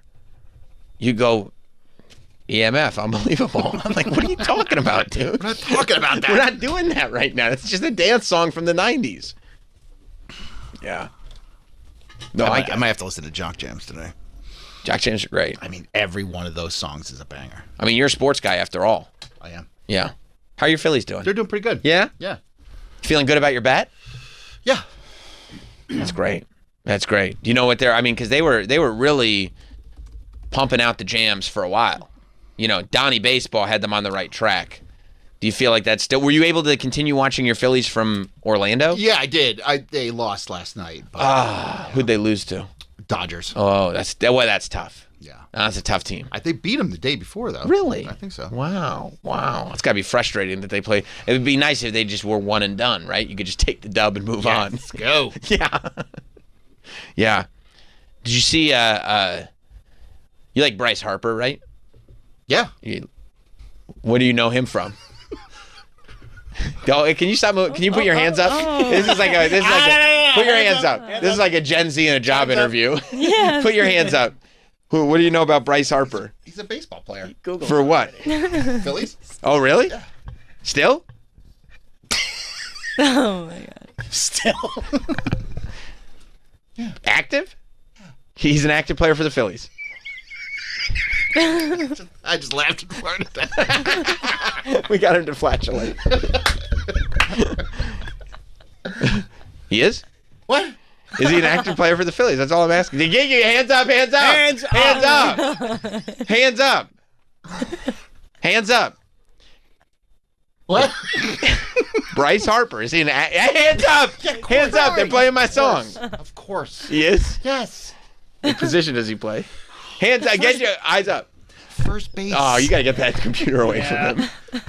You know, that's a dumb question. Then What, are you stupid? Why'd you get so nervous that you farted? Because you made me laugh. I couldn't keep my sphincter together. Is it because it was such an easy question that's why you laughed like that? I just was like, I can't believe you're even asking me this. Right, that's your guy, right? You think a Phillies fan would have known that, Travis? I mean, that's a pretty deep question. Bryce Harper? Yeah. Okay, all right. So I'm impressed that Troy got it. So the question was, is he an active member of the Phillies roster? That's deep, you're saying. Yeah, I mean, you got to really know ball. Right. Who would you say is the most famous player for the Phillies? Now or ever? Who are, okay. Like right now? Mm-hmm. Yeah, I mean, Bryce would be up there. Bryce Harper. Yeah, okay, yeah. Weird. So if you knew one guy. Yeah. Right. And it wouldn't make you, laugh so hard that you farted? No. Okay. You see how my guy brushes his teeth? I didn't. This is the Phillies way to... You got to start doing this, dude. Okay. You're going to have to start doing this for the team. Did you see this? I did. This is one of those videos where he's talking about other stuff. He's just live streaming. He thinks that the weird thing, if you listen... I watched it a couple times because I was like, there's no way. So if he's just off of tongue scraping, and he thinks that the weird thing here is going to be doing tongue scraping. He scrapes his tongue to get that weird. funk off, right? And He thinks that's weird? Well, not everybody. I guess not everybody tongue scrapes. Yeah, that's fair. Yeah, sure. A lot of people do. It's not weird per se, but some might be like, "Oh, that's gross. I've never done that." I feel like if you ate it afterwards, that would be weird. I know who would. Not the tongue. She put it into a protein shake or something. No, it's a good way to get protein. You don't have to kill any animals. There's no crunch. Yeah, that's true. You want the crunch. You want something substantive. No, what we didn't realize, though, is that there was something far more odd than tongue scraping going on here when he brushed his teeth. And I don't know why he's live streaming brushing his teeth. Yeah, that's alone time. Yeah, I mean, why would you live stream at all? Just brush your teeth, then live stream? No, just brush your teeth and go play baseball. Oh, I mean, he could live stream if he wants. What's he got to be a streamer for? His big fans like Troy want to know what he's up to. Troy didn't even know he existed until just now. That's not true. That's not true? No. Sorry, I didn't mean to put that out there if it wasn't true. Guy's got a good head of hair on him. Yeah, he always has. Yeah. All right, let's see Bryce Harper of the Phillies brushing his teeth. I love it. You have a chance. Flower. Wets the toothbrush. Right. Spits. Uncaps the toothpaste. And then the toothpaste goes in the mouth. On the top of your toothbrush, toothpaste. What the? I mean, huh? Also, another thing I love about the West Coast. And then he just starts talking about other shit. He didn't just... Bryce Harper... What? Puts toothpaste in his mouth. And then puts a wet toothbrush in his mouth. And then, sloshes the toothpaste around and brushes it on with the brush. He doesn't apply the toothpaste to the brush. Unless he scrapes it off his tongue with the brush immediately. But that still would make no sense. No, because he had just used a tongue scraper. But I'm saying, if he squirts it onto his tongue... Oh, to kind of get the funk off? And then... But either way, I don't know why he would put it on the tongue first and just put it directly on the brush. Yeah. Yeah, and then he's in the... Unless he's doing it and he put it on his teeth. But then why wouldn't you just put it on the brush? I don't know. Maybe he. Yeah, I don't know. Actually, It's like squeezing paint onto a canvas and then taking your brush and spreading it. And it's like, there's better ways to do this, bud. Yeah, it's so strange. He squeezes toothpaste into his mouth. And then he puts the brush in and just starts brushing, and the toothpaste just kind of gets around, I guess. maybe it reminds me of his childhood if he had like Go-Gurt a lot. Well, why didn't he just have some Go-Gurt? I don't know. He's a baseball player. You can get your hands on Go-Gurt. I don't think it's a thing anymore. They make squeezable yogurts. Really? Oh, yeah. Oh, yeah. SpongeBob still? Oh, yeah. There is SpongeBob yogurt still. You think that a replacement for SpongeBob Go-Gurt would be putting toothpaste in your mouth and then brushing your teeth with an empty brush? Oh, man, I don't know if there is. I think sometimes you get to this place, and these athletes, it happens to athletes, you get to this place where you just have this weird idea, and you just feel like because you're very good at a thing that's quantifiable, like a sport, that your ideas must also be good. I think Bryce Harper is in that category of people who need people around him going like, you got to be a person. You can't be doing this. This is not the way to do it. And you certainly can't do it on live stream because you're going to influence people. He said that's how he's always done it. And he's happy with the views. I mean, that's what I mean. I mean, even hearing him going like, man, thanks for the view count. It's like, what do you need a view count for? You're a baseball player. He said it always helps with my videos when it goes viral. Maybe he did it on purpose. Like, no, or he did it knowing it was going to be a thing. Yes, exactly. Yeah. No, he's too dumb. Is he a dumb guy? Troy, do you find him to be dumb? I think he plays great. You do? Yeah. Yeah. Well, yeah, he's a great baseball player. All right, but sometimes people are good at one thing. Right. Not brushing his teeth. Would you start brushing your teeth like that to kind of match up with your Phillies? You should. Yeah. Maybe I will today. Do it tonight and see if they win. I'll see if I like it. Like if that they one. win, then you keep doing it. That's the, well, yeah. Here's the thing. If you do it and then they win, you got to keep doing it. Absolutely. Yeah. Or like, what if the Phillies go on a huge winning streak after Troy does something? Oh, yeah. Beats off. No. That would be tough because you don't want to do that so much anymore. But if you did it one time and then they won, you'd have to do it before every game. And now you're back every game? Now, of course you would. And now you're back in this cycle. Like right before? You'd have to do. I would imagine you do it right before, right? Yeah, I would assume. When else are you going to do it? He'd be like, Mr. Toots, excuse me. Yeah. I mean, Mr. Toots would. Go to the other room, Mr. Toots. He understands. You know? Daddy's got to take care of some business. Okay, no problem, Dad. So there's a doctor who warned that placing a toothpaste tube directly against or inside the mouth can transfer harmful bacteria onto the tube? Yeah, well, yeah, of course. Because if that makes sense. Yeah, if your mouth is dirty and you put the tube in your mouth. Yeah, but what if you have Orbit gum right before? Like if you start with a dirty mouth, clean it. Now, what if you had Orbit gum and then you drank some Orbits? Smart. That's exactly what I would do. What if you really want to do it this way, so you gargle with bleach right before? Then that way it kind of disinfects. It kills all. Yeah. And then you can put the tube in your mouth. That's right.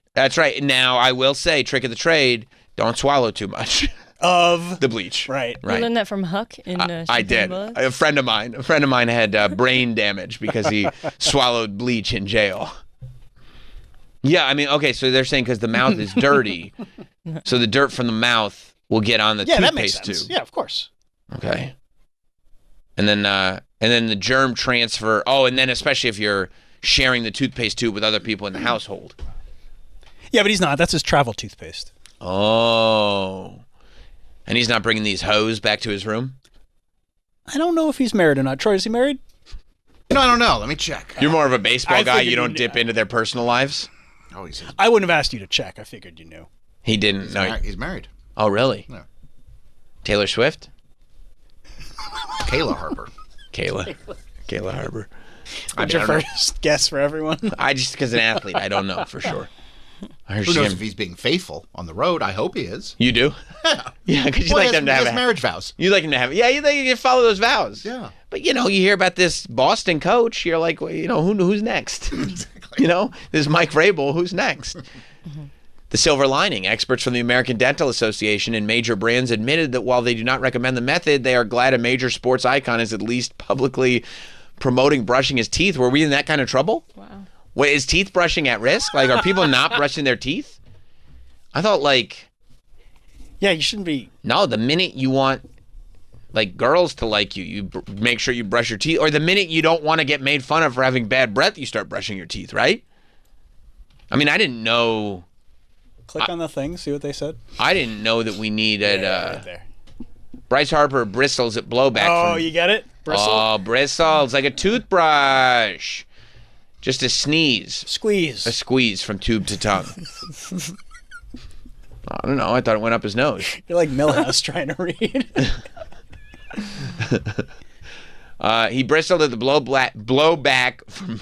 They wanted to get their bristle pun in twice. From his toothbrush. I felt like if they put it in the headline, you don't get to also put it in the first sentence. No, of course not. Think of something else. That he displayed over a sink inside of a San Diego hotel bathroom. Can you already tell with that opening sentence that they have nothing to say in this article? Words. There are so many words. What's the quota? 600,000 followers on TikTok. Wow. Good for him. They're probably all following for the oral care. Yeah. Well, okay. Good for him, I guess. There we go. Squeeze the toothpaste straight from the tube into his mouth. Some people said it was diabolical. Okay. I want to know what the American Dental is so the ADA? Yeah. I'd rather hear what the APA has to say about it. Both? Personally, yeah. What do Farouk and Bradshaw have to say about all this? It's not suggested to do it that way, says an Ohio dentist. Oh, thank you, Ohio dentist. I had no idea. Yeah, we know that. I don't think there's anything to be gained.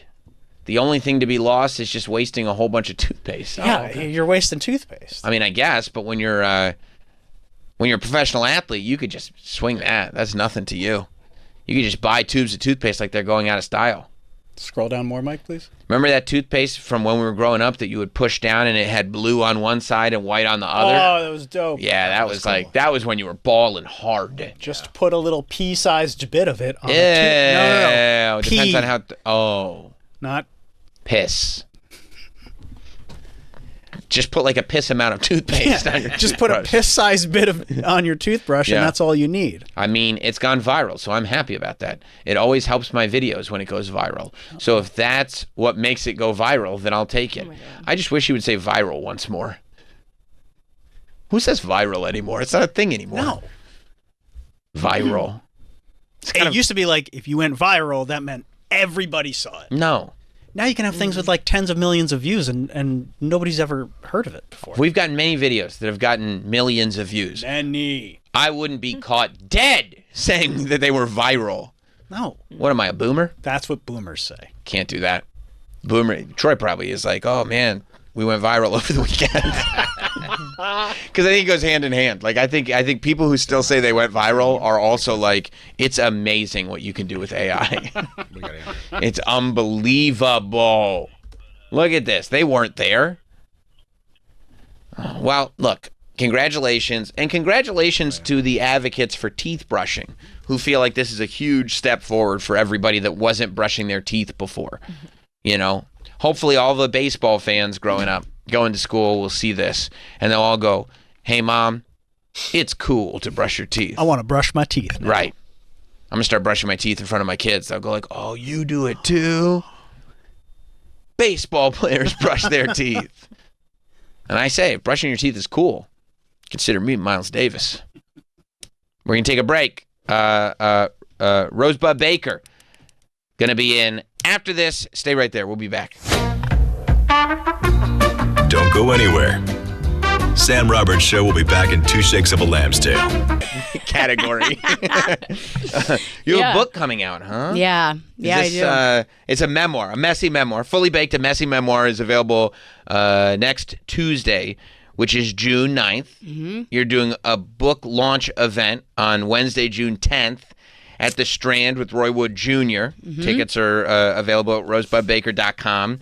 And you can pre-order a signed copy of the book from strandbooks.com. Mm-hmm. So is this a scary thing, like having a memoir out, which kind of means everybody, like these thoughts that you put on paper? It's terrifying, actually. Yeah. I like, because it's not, some of it's funny, but a lot of it is like just a memoir. Right. So it's this I'm like incredibly nervous for people to read it. Like I wrote it, but while I was writing it, I wasn't thinking about people actually reading it. Right? Yeah. Which is what it should be if it's like a real decent memoir. But then I wouldn't have written anything. It would have been like 4 pages, you know, or just a bunch of made up, very complimentary. Stuff. Where I'm the hero in every story. Right. Totally. Thank God I was there. Yes. That is there is a genre of white women memoirs, I think, where the white woman is the hero of like a tragic, but really not that tragic, you know. Like I feel like there's a whole genre of television that is that too. Yes, and Lifetime. Lifetime for sure. I think Apple TV does a lot of it. Like it's like, and sometimes they'll trick you into not realizing that's what the show is. Yeah. But there's this genre of like beautiful white people with relatable problems. The problems aren't that big. Like luxury problems. Luxury problems that they're emotionally challenging. They sort of like drag you in. Yeah. Yes, they're emotionally challenging, but their house still looks like it came out of a catalog. I know. I'm like, why is everyone in beige? Yeah, exactly. Everyone's wearing beige. Exactly, and it's nice. And it's very nice. And the problems are a lot of times like they get to a point and then they're handled with empathy. Yeah. Like the crash is never an actual crash. Did you ever see The Watcher on Netflix? I don't think so. It was like a horror series where like this couple bought a very nice house and then they started getting letters from somebody. Oh, I saw the beginning of it. Yeah, being like, I'm watching you or whatever. Yeah. It's like a couple. They're both like incredibly hot. Right. They bang in the middle of the day in the suburbs. I'm like, nobody's doing that in the suburbs. No. You know what I mean? Like, come on. No, it's not happening. Yeah, and it was funny because I'm like, the whole thing was supposed to be like a horror that people were being watched, but I was like, this is just making me feel like shit about my marriage. Yeah. Like, this is like... I don't feel this way. I'm not like that. We're not beautiful anymore. This is... Banging in the middle of the day with 2 teenagers downstairs? No, we're not even attracted to each other anymore. What happens here? There's not a stain on a single thing in the house? Nothing. Yeah. Nothing. No, I watched that... what's the John Hamm show on Apple TV? Oh, Friends and Neighbors. Friends and Neighbors. Yeah, Friends and Neighbors. And they were all telling me, you got to watch this show. You got to watch this show. And I'm like, okay, I'll watch the show. And it started, and I was like, okay, this is interesting. And I like John Hamm. I like Amanda Peet. I like everybody in it. Yeah. Everybody's doing a good job. Totally. The wife's cheating on the husband. The husband's got to move out. I go, okay, we got some dirt under our fingernails. I like where we're going. Yeah. And then all of a sudden, like 4 episodes in, there was just this scene of like, oh, the ex-husband and wife still love each other. And I went, no, this is one of those shows. Stop I'm out. Right I'm now. out. Yeah. You got me for 4. And I feel like a fool. Yeah. I feel betrayed. You've tricked me. You're not going to trick me any further. I've been hoodwinked. Yes, 100%. I'm cutting bait here. Yeah. And I'm done. I'm done. I get irrationally upset if a show disappoints me now. If it disappoints you. Yeah, because that's my version of reading. And I know I'm here to promote a book, but I don't read. No. And I truly, as I was writing my book, I was like, oh God, I got to read through it. Right. When they were editing and they were like, okay, so now you're going to edit. I was like, you want me to read a book? It's your Get the fuck out of here. I just wrote a book. I'm not reading a book. I'm done. Yeah. It's Meanwhile, you're handing it back. Okay, it's all good. Yeah, pretty They're much. We've noticed the grammar's terrible. You didn't edit this at all. I did try to do that. I tried to hand it over and be like, yeah, I gave it a look-see. And it looks pretty good to me. And then they were like, are you sure about this? And I was like, oh, wait, I did not read. I do have to read it. Yeah. Yeah, they're so are you more concerned about people coming up with an opinion of you or the things that you say about the people who have been in your life?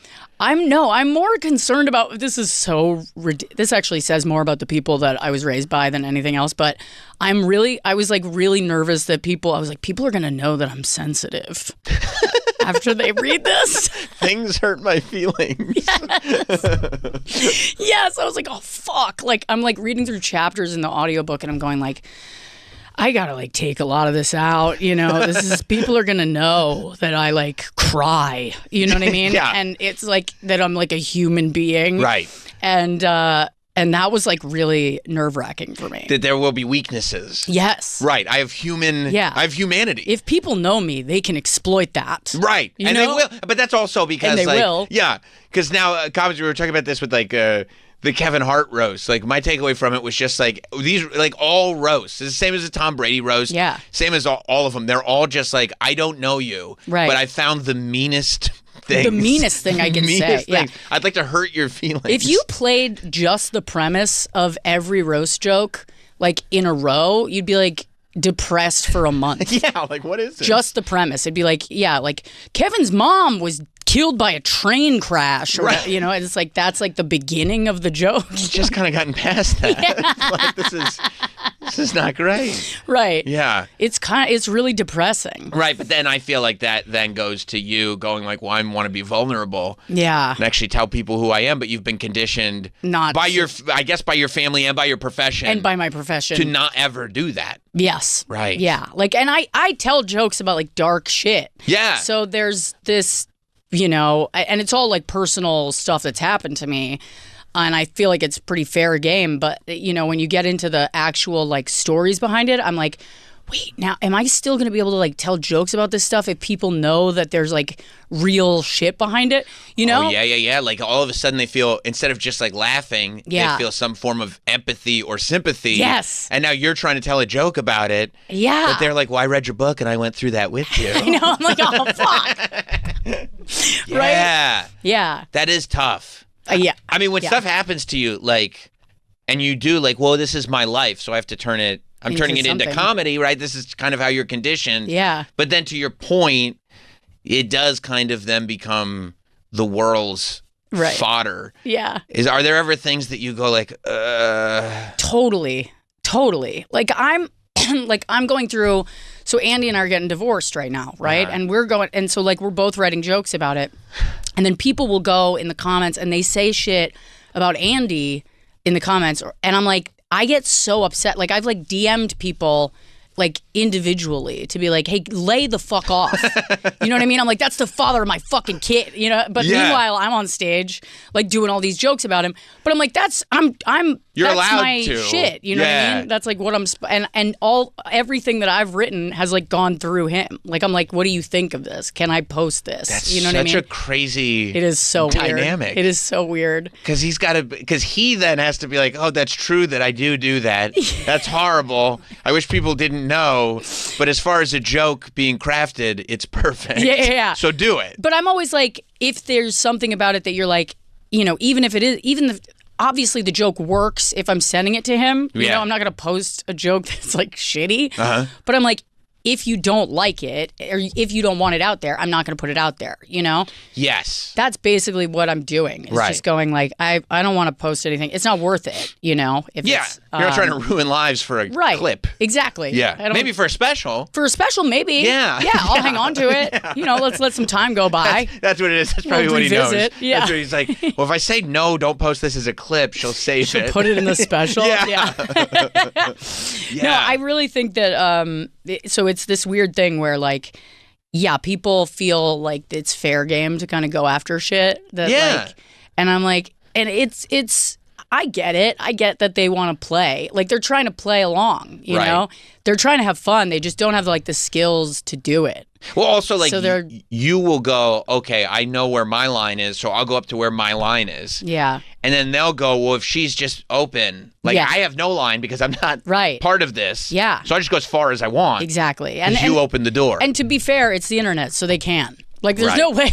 What am I going to do? Yeah, I guess. So is that part of it? Like, you go like, okay, when am I comfortable writing about this? Now, when am I comfortable doing it on stage? Mm-hmm. Now, when am I comfortable? Because I see, like, you're not the only one. I've seen other comics that, like, have life events like a divorce or whatever it is. Yeah. And people find out, like, the fan base finds out through a clip. Right. And then you start looking in the comments and they're like, is this how you're soft launching your divorce? Yeah, is this yeah. how you're, like, Yes. And it's like they're Like, it's this weird, like, parasocial. yeah, like, this is the announcement. I haven't even paid Right. attention to the joke. Right. Yeah. This is the social announcement. To that be this fair, it was. Like, I didn't announce it. What am I, the Queen of England? I'm not going to fucking announce that I'm getting divorced. Right. You know, like, there's no, like, we're not like known as a fucking married comedy duo. Right. You're not like Stiller and Mira. Yeah, we're not doing a fucking act You're together. both still just exactly. stand-up comedy. Yeah. So we both were just like posting jokes about it. I mean, he had mentioned it on his podcast and stuff like that, so I figured whatever, Yeah. But yeah, it was kind of I was like going back and forth and being like, is it okay to just like post a joke about getting divorced and hope for the best? And right. It turns out it's fine. And also that's how you peel the Band-Aid off, right? Yeah. Like it's like now that's out there. Yeah. So we can now exactly get past it. Right. And like just exist. Yes. In your real life. Yeah. But if there was like a book out there about the painstaking conversations and, shit that like led up to that, then I'd be like, oh God, like that's a bummer. Yeah. Yeah. So I worry about that. I worry about the I'm like, if I want to revisit anything, who's going to read this and, Yeah. But we'll see. So is that whole process in the book, in the memoir? A lot of it is, so the memoir is basically, I got this book deal like 6 months before I got a job at SNL, writing over there. Yeah. And I was like, yeah, totally. I'll write a book. Absolutely. I got nothing but fucking time. And then I got this job and I was like, oh shit, I think it's going to take me a little bit longer, Yeah. And then I got pregnant and I was like, it's probably going to take me a little bit longer than that. And then I had a kid and I was like, oh, it's going to take me a while. Yeah. And so as I'm writing the book, I'm like, how do I structure a book about my past when I am so deep in my present? Like everything in my present is demanding so much of my attention that like it's hard for me to even like go back to think about what. That's wild, yeah, because like it was for a while, like that's what people would talk to you about who didn't know you, right? Like your past and growing up and the family that you grew up in and everything. Right, yeah. But then all of a sudden you got like clobbered by like 3 years of life. Yes. And now that's the thing. It's like demanding my time. Yeah. So it was like, but then luckily, getting pregnant is such a weird experience. And you just start to like remember shit from your past. When you have a kid, you start to think about like, oh, for sure, what happened to you. And you go, oh, okay. So I basically structured the book in a way where like every story begins with like a moment, like finding out I was pregnant at 30 Rock at work, and then like remembering back to growing up in DC and like going to the fucking White House for like Easter and shit like that, like what that family dynamic was and why because I was thrilled to be pregnant, but I was like, oh no, like what, she's gonna be like me, Yeah. And it, she's exactly like me. It's crazy. We got the same fucking personality, but do you like that because you're you? I would imagine it has not been a pleasure to meet me. Yes, okay, it is not. Right, like she's awesome and she's so funny, but like there's moments where I'm like, oh, this sucks. I live with myself. Right. Right. I can't kind of mask it or just go do something else. Right. Yeah. I'm like, if I want her to be different, I gotta be different. Yeah. Yeah. And you have to be honest with yourself too. Right. It's like, no, I'm not really that kind of person anymore. And you see this miniature version going like, no, you are that person. Yeah. I mean, in your DNA. Yeah. Like she could be on her way to do something, and if I ask her to do it, she's like, I don't want to do that anymore. Yeah. And I'm like, that's me. That's my personality. Yeah, like I'm when I scream at my daughter to eat her food. Yeah. And then I realize that I am the pickiest eater that's ever existed and never ate food. Yes. I go, what am I even doing? Who am I to do this? Right. This is the most hypocritical thing. And you have those moments too where you're like, I've sat there and like I'm telling my kids no to something, right? Mm-hmm. Can we do this? No. Right. And then I go, wait a second. The only reason I just said no is because my dad said no. Yes. And so you get this thing where it's like, no, if this comes up, you just say no. Right. And you go, wait, I never really examined that or what that meant. That didn't give me extra character. Right. You know what? Just do it. Go do it. Yes. Yeah. Or if I fucking even believed that. So like there was this kind of digging into my past part of the book that really kind of helped me go into with it, Sure. And then I was born just kind of like a loudmouth asshole, and it sort of living in that environment kind of led to like, I mean, I probably would I would have been an alcoholic either way, but that didn't help, you know? So the only thing that I was good at, like everything else was, I'm unemployable. Like you didn't have this vision of like, one day I'd like to be a comedian. It was just like...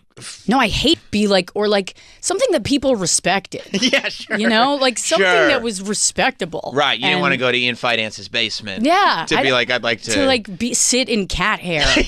And fucking talk about, you know, sex with Jordan and... I get it. Like, you know, but this was what I ended up. I'm like, well, yeah, when I found comedy, I've been like unable to sleep, right? From the time I was born, I used to like walk around my house late at night, just sort of like looking in closets for stuff my parents had written. You know what I mean? Just to be like where's the I want the dirt. You know what I mean? Were you looking for dirt or some connection? Yeah, I wanted the dirt. Dirt. Yeah. Dirt. It was nefarious. Yeah, it was nefarious. It was nefarious. I'm sure on some level there was like a yearning for connection there, but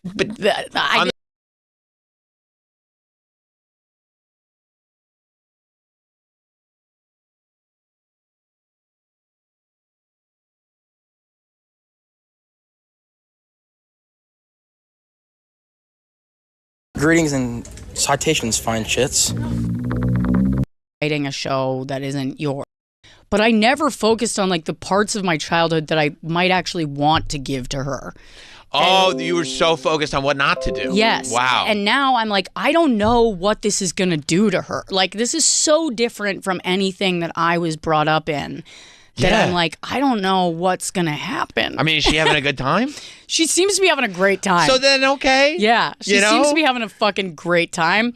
But I'm like, I really don't want her to be like a performer. Like, I'm a very supportive mom. If she became like one of those like horse girls that like jumps like on her arms and legs on the internet, like I'd be there. I'd be like, yeah, you're the fucking best. You know, I would get into that if I had to. But like, I really don't want her to be a fucking performer. Like, I really would love for her to be a fucking... I don't know. She's got like, I feel like she's got like FBI instincts, kind of. She's very like, she likes to know how shit works and like, why things are the way. She walked up to me the other day. She's 2, right? And she goes, "Why did the world happen?" It's a great question. I was like, fuck. Nobody knows. Yeah, you're 2.5. You got me. I have no idea. You've outpaced me. I was like, that's a very smart question. I don't have the answer to I'm that. not ready for this. Yeah. Is the single parent thing more stressful, or is it kind of like making it easier to make her your companion? It's easier. I think mainly because before it was like, it was my schedule and hers and Andy's. And so all of our schedules were so different, you know. Andy's on the road, I'm on the road. It's too much to like try to fucking coordinate that. Yeah. And it became kind of this thing where it was like, if we want to get along and we want to like do this, like it's easier for both of us when we are by ourselves doing it. Yeah. And so I really have like enjoyed it. Yeah. You know, there's parts of it that are much harder. Like just the fact that I'm the only person that she can, you know, that she can hang out with. Like it's a lot of like, I wake up and I'm like somebody from Paw Patrol and she's Ryder and we just have to do that all fucking day. Like, yes, of course. We were going through the airport yesterday and she was like, I'll be Coco and you be Coco's daddy. And so she's just calling me daddy through the airport. And I was like, hey, Minnow, can I be someone else? Can I be Coco's grandma? Like anything, you know what I mean? Just so people think I'm like a young, hot grandma, you know? But I'm like, we're walking through the airport, she's yelling daddy. And I'm going, yeah, what do you want? You know? Yeah. It's just like, people are like, this poor child is so confused. Yeah. There is that thing too of like, no matter what the gig is, when you go to, or whatever the day is, when you go to bed, you know there's no like, okay, I'll just sleep for like 10 hours and wake up slowly the next day. You know, it's like you're going to bed with immediate plans the second your eyes open. Oh, no, like the moment I wake up, I'm working. Right. And I go to sleep after working. Like I don't want to hang out after shows anymore. Right. I don't want to like... You'll pay for it. Oh, yeah. It's fucking brutal. Yeah. It's fucking brutal. And I'm so exhausted like by the end of a weekend. Yeah. But I'm like way more fulfilled now than I was doing comedy before. For sure. It's funny because it's weird. It's this weird thing where like when you take ego out of the equation, like what even is ambition anymore? You know, in this industry, because I don't feel like I'm doing it anymore for the same reasons. Like I'm not doing it to like be cool. Right. I don't care. Like I'm not. Right. You know what I mean? Like it doesn't matter. I'm not cool. I'm Coco's dad. You know? Yeah. I'm just like I'm doing it because I like what I do. I like being on stage. I can't say that I like the other parts of it as much, you know, because those are the parts that just feel a little more like surface level, you know, and it's tough to do anything surface level when you're like just playing with a toddler all day long. You're basically babysitting somebody on LSD always all day long. But there's also like like it's so obvious like that's real life. Mm-hmm. That like when you are doing surface level things, like it just smacks you in the face that this does not matter. That's it. Yeah. That's it. And so you're just faking it in this way. And I've never really been good at that. Like I can't, my face doesn't do that. So, I mean, I'm trying, but it's fucking rough. It's fucking rough. I was like, I was thinking about, you know, dating again. And I was like, oh my God.